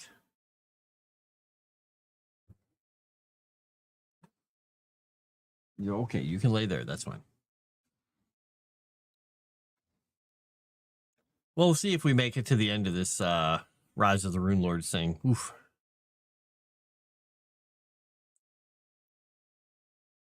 We'll see if we make it. Okay, we can leave that one there. That one's good. There's the gap. All right, we're into this, and we're into the second section. Oops, I missed a couple of edits here. Oh, that reminds me, I gotta see what time it is. 11:30. I got technically about a half an hour still. Or I should probably thinking about wrapping it up here. www. And not boop. Yeah, this is all the formatting that I looked through earlier. All right. Not certain of the use of colors.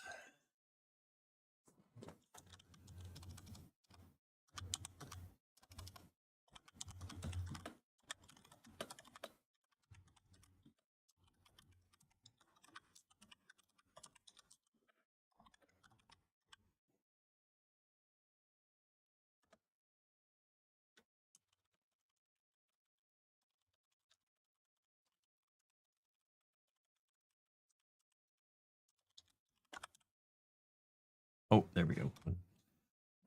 Bam. Okay. Go past that one and go down here. These are all wonderful little edits stuff. These all make a lot of sense. Basically, grammar.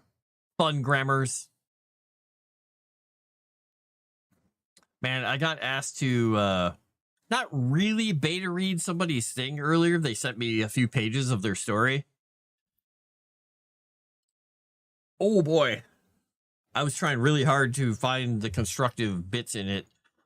And I was like, okay, I've got to ask some probing questions before I fully respond, because it was really basic fanficky kind of like amateurish writing. And I'm like, okay, they've just started, they're working on it. And then I said, wait, I'm assuming I want to know what they've written before. And I find out, because this person had watched some of my writing stuff and is in one of the other Discords that I'm with, and wanted to get my take on it from being a person who doesn't really read that kind of stuff. This person has won short story awards on fan fiction sites.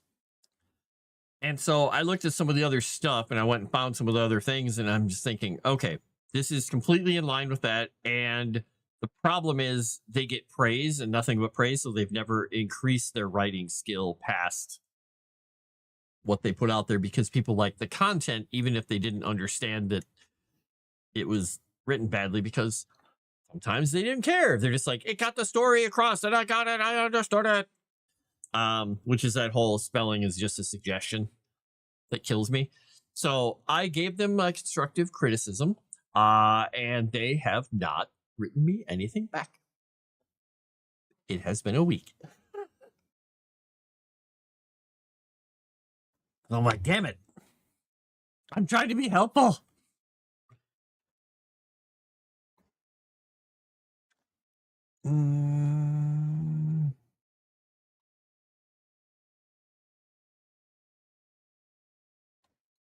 All right, I see what she's saying there. Avoid.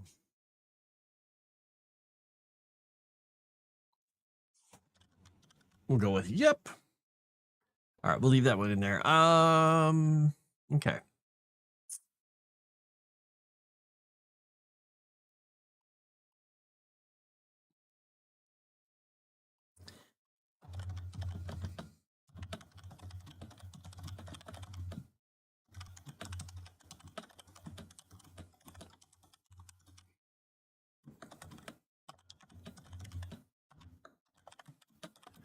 foul or...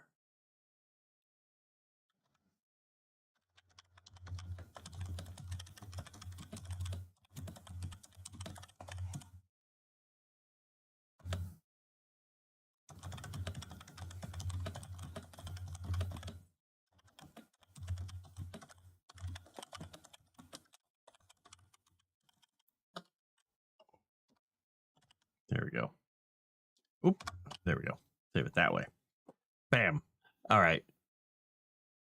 I had to explain the notion of the veto things that people do at some TTRPG tables to my editor. He's like, the what? I was like, when people do this or pull up a red card, like, and I was like, this is what idiots use at tables when they get triggered by something in a fantasy role-playing game. And it hurts their fifis.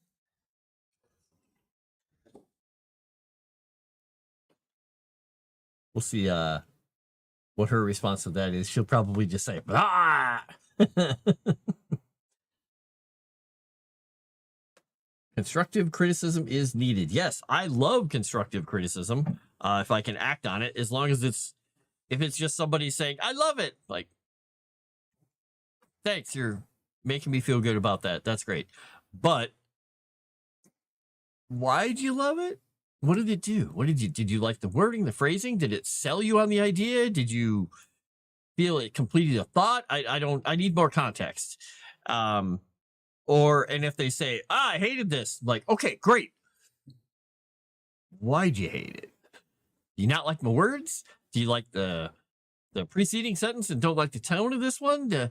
Is it just the whole section? It's just, it all boiled over until you got to this phrase and the whole preceding chapter has just pissed you off and you just finally had to say something? I need context.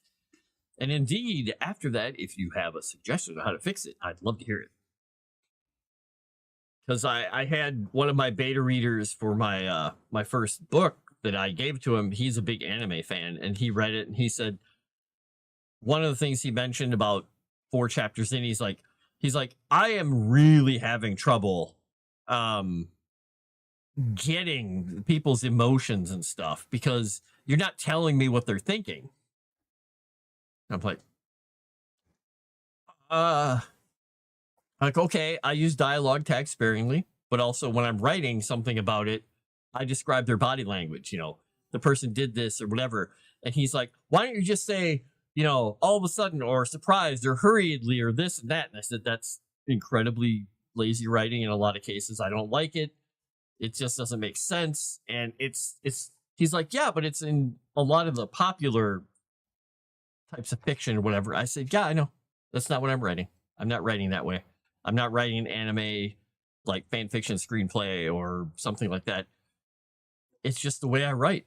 I like to be a little more specific about it. If you read what they actually say and it's actually them conveying a thought over what's, I guess, body language I've given them, then I've sold it to you.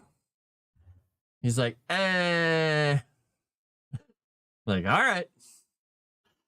He's like, we'll agree to disagree. He's like, I'll just keep struggling through it. In the end, he's like, you know, I really liked it. He's just, I just had a lot of trouble. It took me so much time to process what people were doing. I said, yeah, you're also, you know, a little bit that way. He's like, yeah, I'm autistic. I'm like, all right, enjoy. Oh, God, Zerator, no. I can't stand that all the time. The worst thing I ever see is in a show or something when the people are talking and one person is like, okay, you're obviously supposed to love this person. One of the people who's there is like, I like this person. Like, so you're trying to make me like the person by saying, I like this person. It's like, okay. It is not necessary, because if I don't like them, you saying that you like this person is not going to help. Sorry. But they try it. I don't know. It's a quick way to do it. Or even the opposite. They're like, oh, I don't like her. Yeah, okay.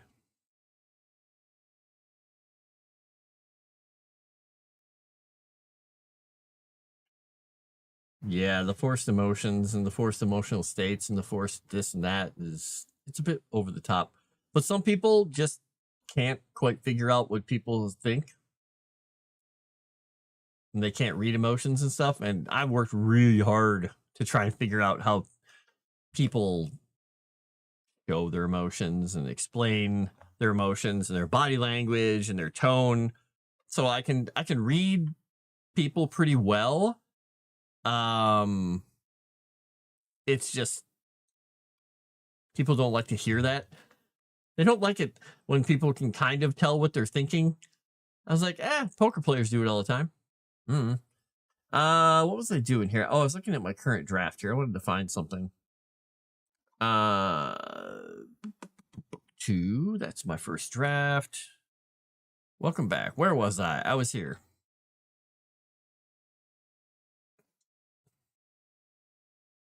Yeah, when I read dialogue, a lot of times I will say, I heard amusement in her voice as she accepted another job and disappeared once more.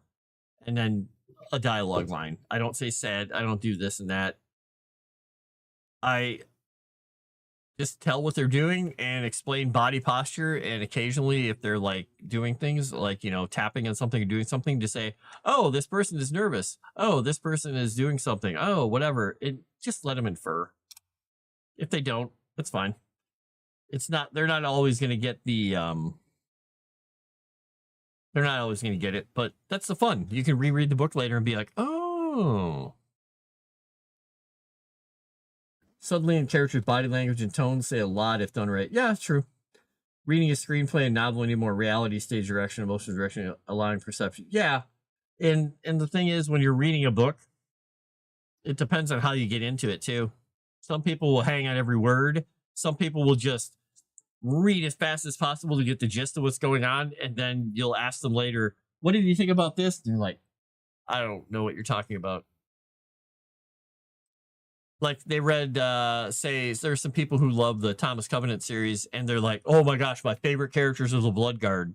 I was like, oh, why? They're like, oh my gosh, they're kick-ass warriors. They do this and that and stuff. And I was like, yeah, it's so tragic the way that, their story. And they're like, I don't think they're really tragic. I'm like, what? Hello, Calvino. Hello, sir. Would you not walk on my keyboard? That'd be great. Come here. Come here, Snoogles. Come here, Snoogles. Hi. Snuggly cat smell. So, they can get the surface understanding, and then they can get the deeper understanding if they want to. And that's the cool thing about reading. It's like, I guess, probably almost anything you read. You can get the surface meaning and not get the subtext. Like, have you ever watched what the hell's the name of the show? Castle. There's always a main plot and there's always a subplot going on.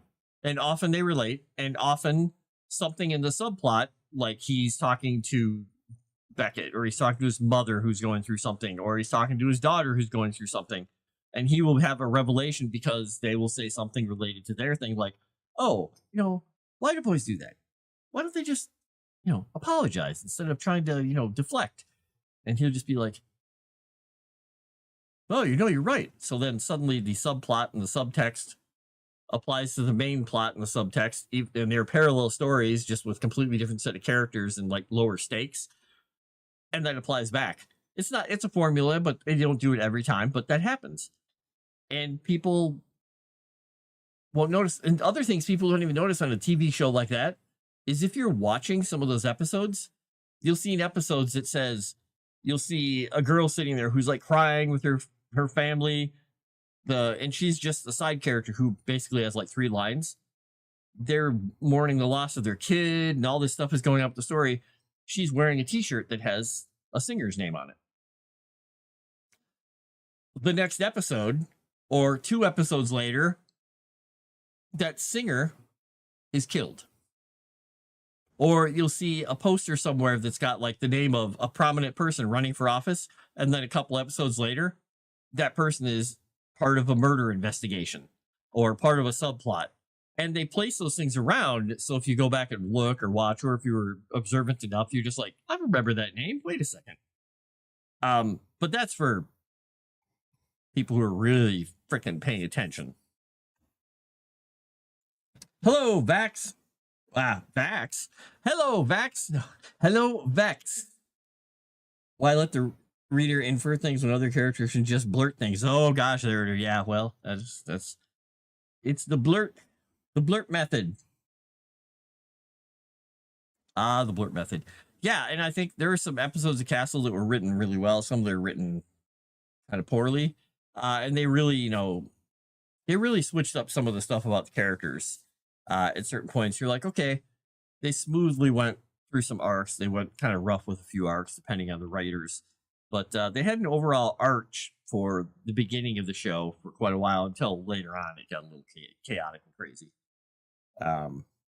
But yeah, it was a really well done show, I think.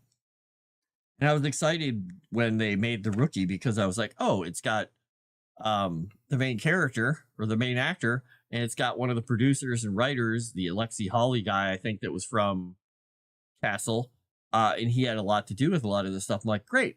And then that show just went off the rails in the second season or more later on. I was like, well, not interested anymore. So I've got a very snuggly happy cat in my lap, which is why I'm doing this right now, because he needs scritchies behind the ear. All right, let me move these things down. So it's tough, and watching these things with that kind of an eye, like my editor was a huge fan of How I Met Your Mother, because the entire show was written with the idea of Love in the Time of Cholera as its weird underlying premise, but as a comedy show. And then they pulled the rug out from under the viewers in some really horrendous ways later on. But it also had those throwbacks in like an item in a scene that fits into the thing. And then they had running jokes and things like that. And it had quite a following, but it also suffered from going on too long. So wanted to watch Rookie, never got around to it. Yeah, I liked the first season, and I was done. And you wasn't a fan of Castle? I'm sorry, you weren't a fan of Castle. I watched the first episode and thought to myself, huh, am I gonna like this? But then the more that I thought about it, I'm like, I really enjoyed the way they introduced and paired the characters and their dialogue with the other characters and the little bits of musical intrigue here and there with little songs and stuff and counterpoint songs. Like they put a boppy song right before they show somebody dead. I'm like, whoa. So I really enjoyed it. I enjoyed the show. I enjoyed the heck out of it. It's one of those shows that I can actually watch later again. I enjoyed it. Which Rookie is that? It's just called The Rookie. It was a show. It's still going on. I think it's like in its 5th season or something. It's got what's his name? Nathan Fillion as a guy who's a little older who becomes a rookie police officer in LA, I think.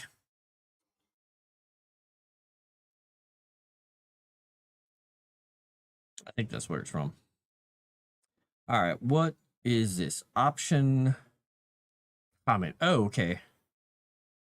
As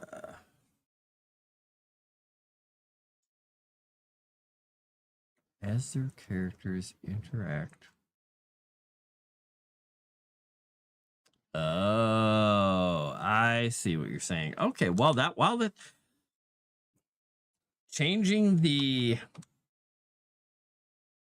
changing the tone of a sentence by changing one word and the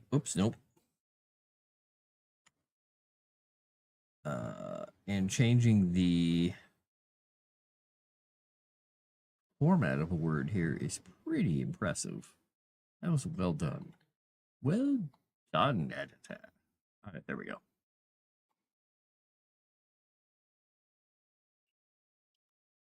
Interact. There we go. And then I can... Oh, why is it not letting me accept that change? There we go. Ever watched Librarians? Yeah, I watched the original show, or the original episodes or movies or whatever it was that was with Noah something, I think is his name.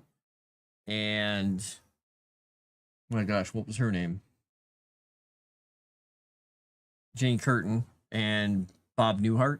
And then I know there was a TV show, I think, or not a series or something they did with the Librarians. Warehouse 13 was interesting. It got really ridiculous later on, but yeah. Eureka was okay. I never really watched Eureka. Noah Wiley. Yeah, that's the guy. That's the guy. Yeah, Warehouse 13 had some fun stuff. It got a little extra weird. We'll just say extra. Resolve that. We'll resolve that one. Go down here. Boop, boop, boop, boop, boop, boop, boop, boop, boop, boop, boop. Suggest. Okay. What is this? Ooh, there's a lot of red here. Lot of red.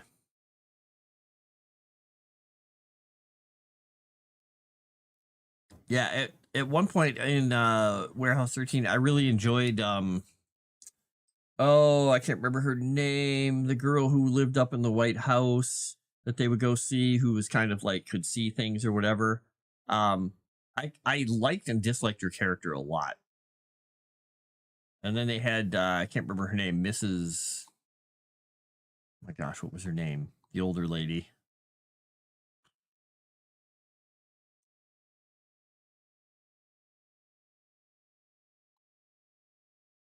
I really can't remember her name.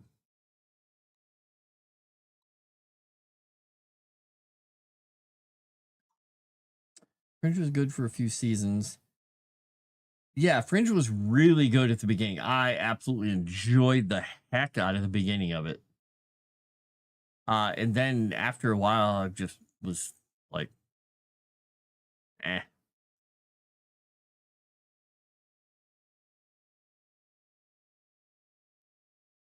Okay, YouTube, I know you're struggling.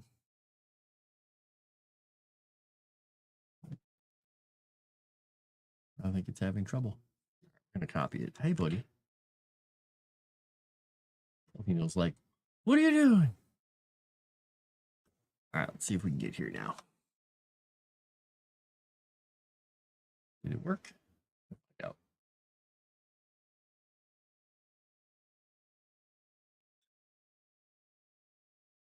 All right, let's think about this.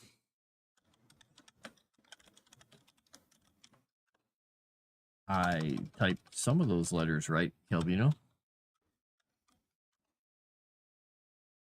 We'll say we'll think of one. Okay, that works. Boom, we're on to the next set of edits here.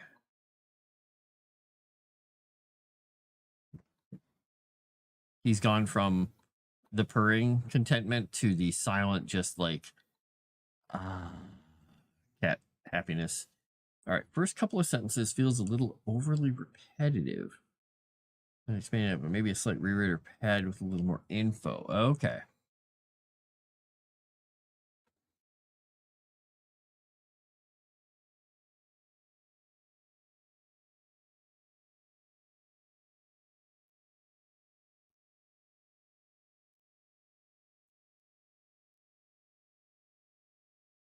Okay, I'm gonna say mulling this one over.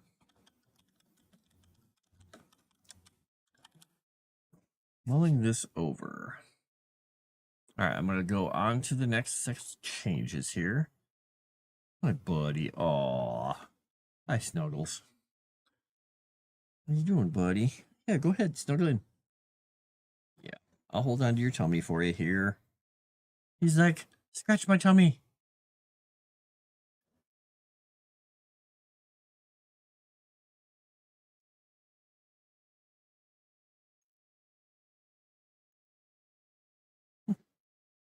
Yes, you have a big primordial pouch.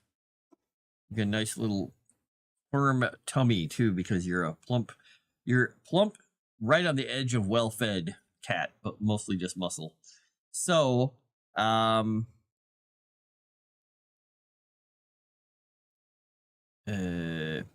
gotta ask a question about this. But when my cat, before she got fixed, his mother, when she was pregnant, it's kind of funny because he inherited this from her, I think. She would sit on my lap the same way when she was pregnant. I'd be sitting here and I'd move and I'd put my arm down and she would snuggle down into my arm until her big pregnant cat belly was sitting right in the crook of my arm. So she could lay it on the crook of my arm and then just be like, and take all the weight off it. So I think I was like a little sling that took the weight of the kittens in her belly off of her. So I'm just like, great. And he sits the same way, but just with his back legs and his haunches, just like, so he can lay in a really weird position. I was like, you just got that from your mom. Maybe she just liked laying that way. I don't know. I thought she was trying to relieve the weight of her pregnant little cat belly. I don't know, buddy. Yeah, Roger Block equals incessant kitty snuggles. Yes. Right now I'm scratching him behind the or on his cheeks. I'm giving him cheek scritchies and he's quite excited about this. Yes, he's purring. Okay. Don't bite my hand. Do not bite my hand.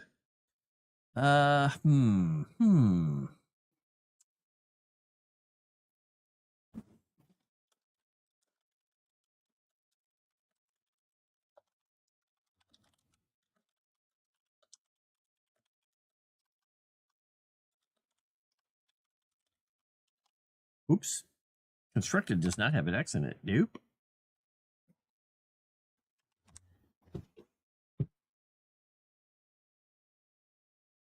Okay. All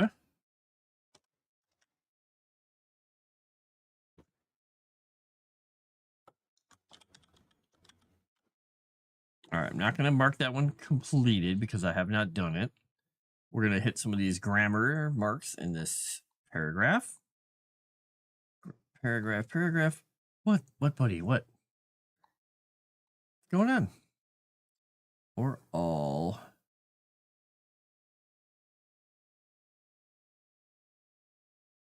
Oh.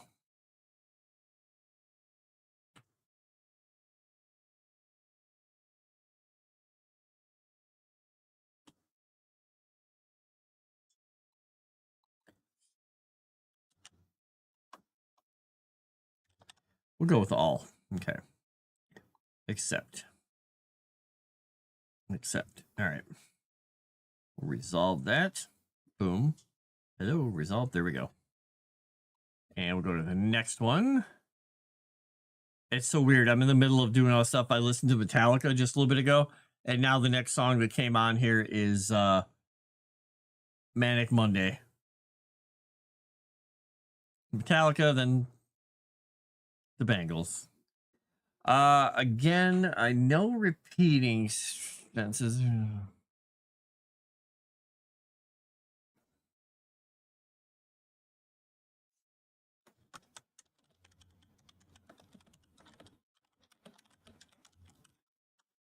Okay, add it to my list of tasks. All right. We're gonna send that one there. All right. We're gonna put this here. And this one here. Boop, boop, boop, boop, boop. It plays. Players. Okay. That helps. 9 times out of 10, the actor intervene. Oh, that was just me accidentally. Oh, I copied a sentence in there twice. Ha ha. That doesn't really help me. Boom. Hey, buddy. Oh, now he's at the point where he's just like,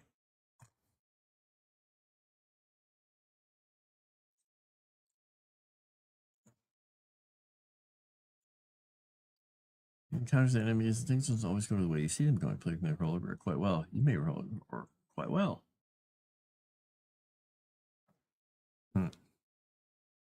What's that? Just curious. I know your readers will know the term. The good thing about this too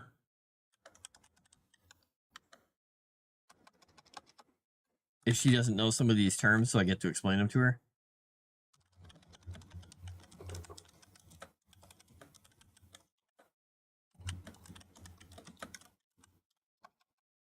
Hi. What's up, buddy? Hi. No. You need scratches? You need scratches on your chin. Okay, I was typing, but I'll scratch your chin for you.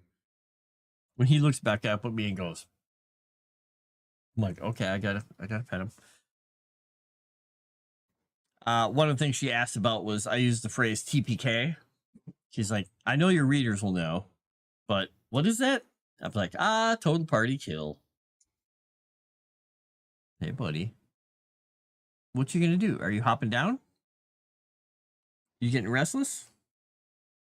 You getting restless? Yeah, you're getting restless. Okay, come here. Come here. Hi. How you doing? I know you want down. You go.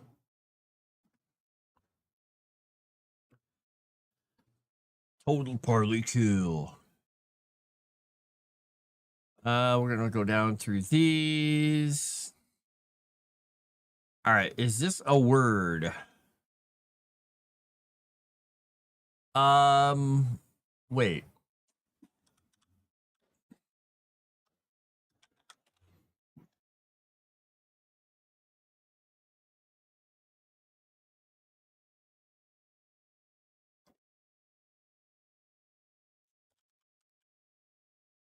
Heck, why is it not letting me type?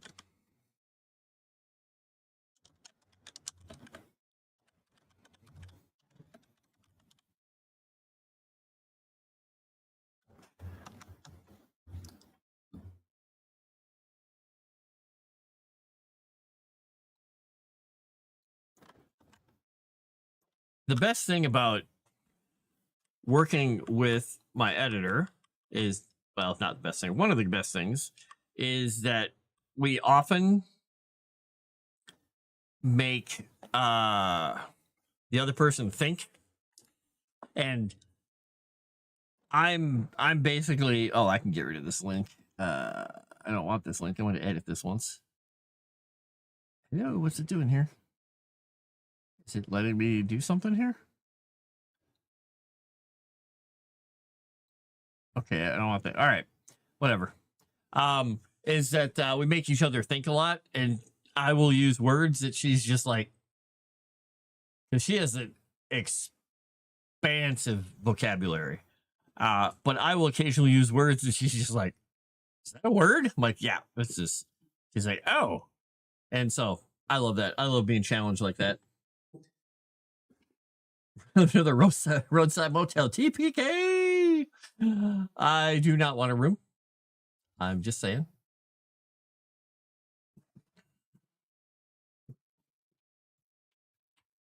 And I will do that to her, but then she will just say, oh, well, that's what this means. And I'm like, that does?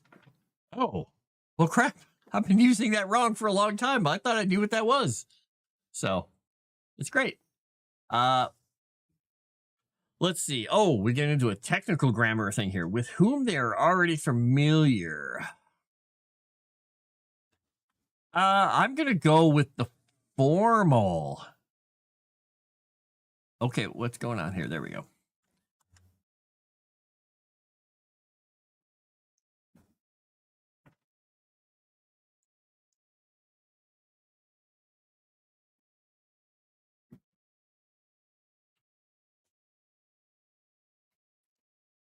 We're going to boop.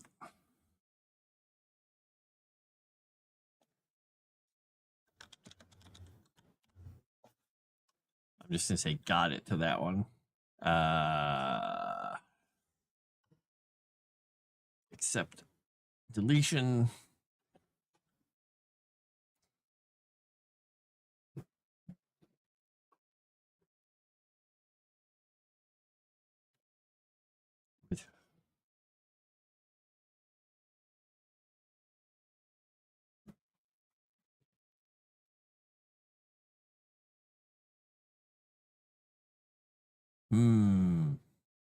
Oh, I see how I think of I thought of a way to satisfy the change that she's asserting while not changing the feel of my sentence. With whom they are already familiar.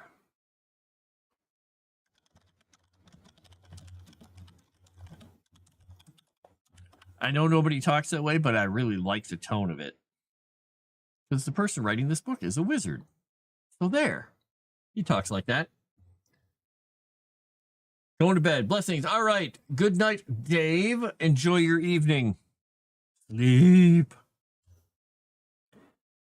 I'm going to be doing the same thing relatively soon here. I just wanted to get through more of this, and I went off on crazy tangents about book lengths and stuff. So we're going to get through more.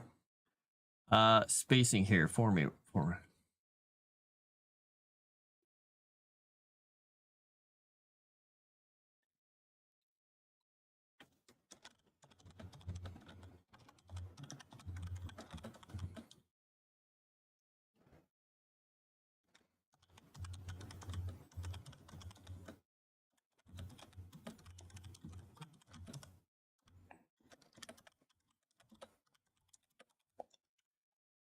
Let's see. This is supposed to be wizard comment, but it reads like me. Okay, there we go.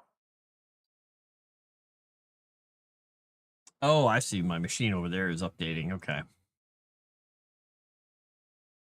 We're going to leave that one alone. We're going to go here.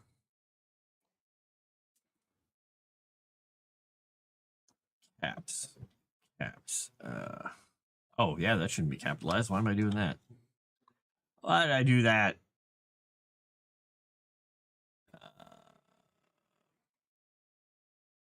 Accepted. Okay, there we go.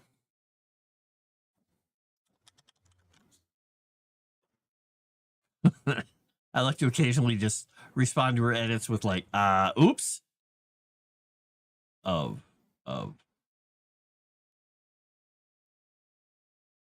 Yeah, that doesn't make sense.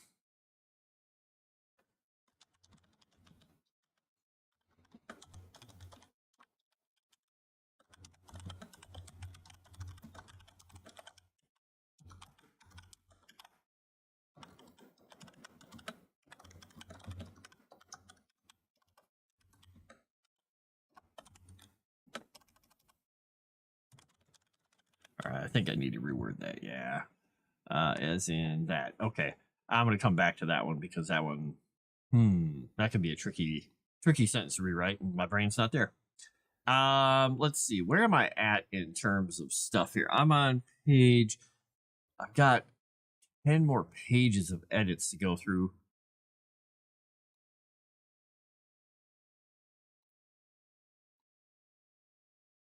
Why list each specific way here?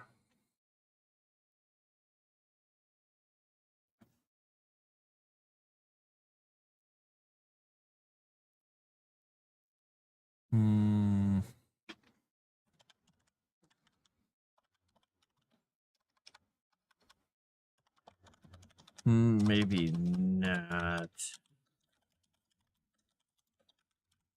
Thinking this over. I'm going to think about that one. I feel like this is too long. Maybe just choose one of the first three plus the deepened connection piece. Okay. Let's expand the feelings your characters had your decision. It could be. Yeah, we'll do this. Accept that.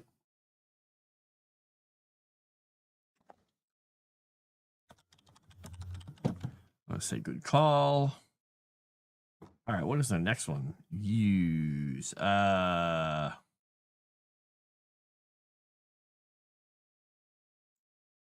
You. Oops.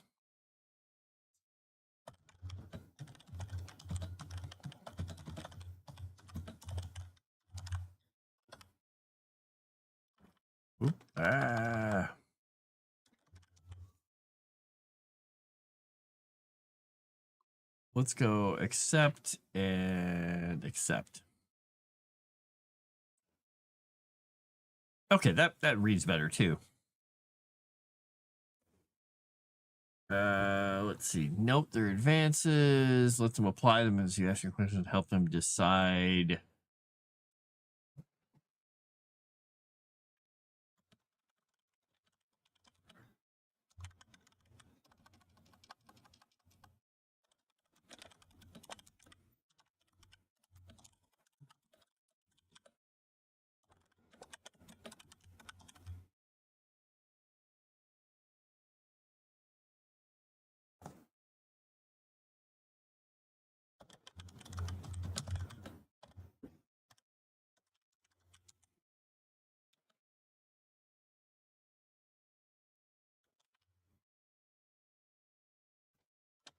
Let's see. Note their advances. Let them apply when you ask questions. Help them decide on what updates.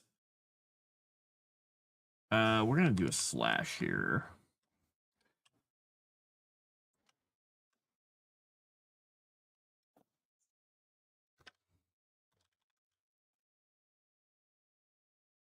We'll say might.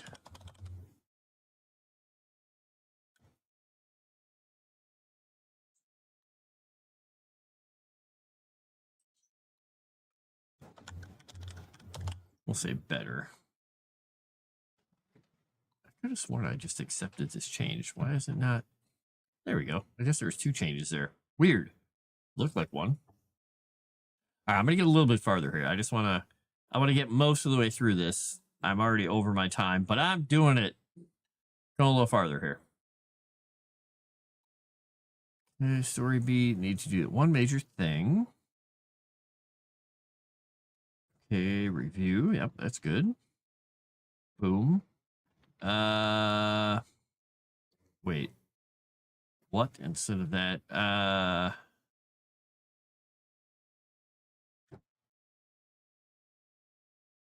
Oh yeah.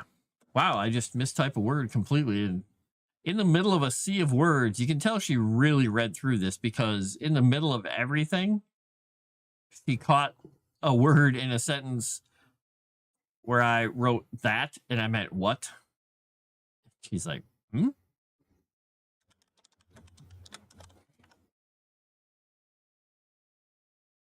And when she catches those, I always put in, good catch.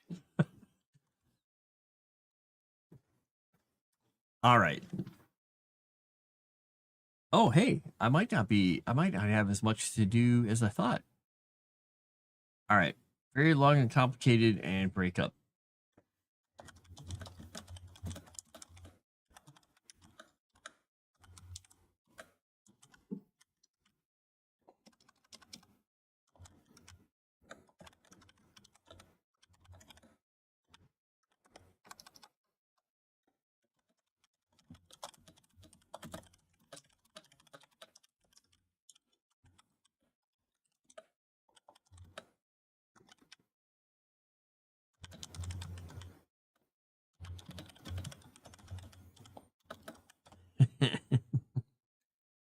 All right, we'll put that one there. All right. Get to the next thing. All right, future sections. We'll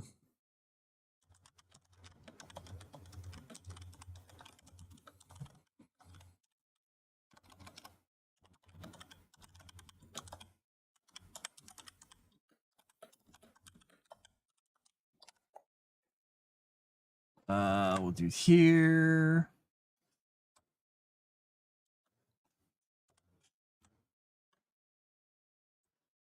Okay, I can put a parenthesis there.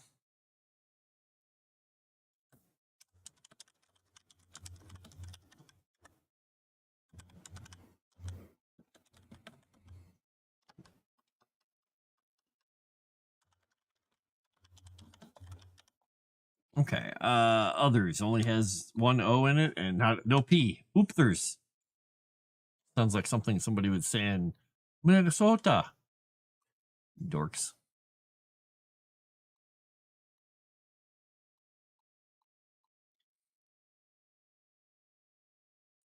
The best part is she corrected my notes, the grammar in my notes for me, folks. That is an editor for you.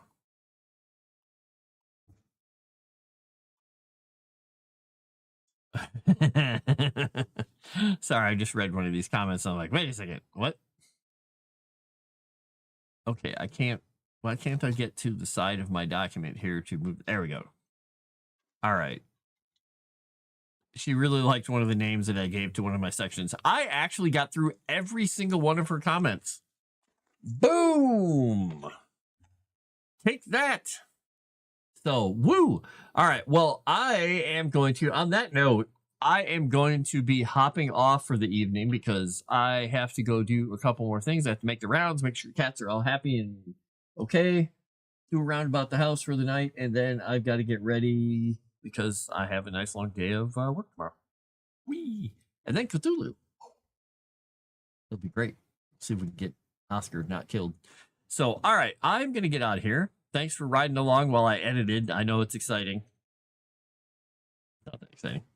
And I am going to get the heck out of here. So, yes. Later, Vex. I will talk to you later. Thank you, everybody who is still awake. Zerator. I know Dave left. And Fantastic probably fell asleep too. So, good night, everybody. I will talk to you all later. Have a fantastic evening, and I will see you at a future time. By the way, at some point in the future, to let you guys know, my editor and I will be starting up. We're probably going to do it on a new channel. We're going to be starting up a kind of a podcast. It's where we're going to be talking about anything and everything. We're still hashing out the name and exactly what we're going to be doing, but it's probably going to be a short format, like half an hour to an hour long episodes where we sit and chat about whatever the subjects are that we were talking about. And we've got a list of things we'd like to talk about. And we're going to just see how it goes. So we're trying to plan that sometime in the future here. We just need to get our schedules set, figure out when we have freaking time at the same time. So yeah, look forward to that. I don't know when it's coming, and I've got to set up a whole new YouTube channel and all the kinds of fun stuff. It'll be great. It'll be amazing. All right, I will talk to you all later. Have a great night.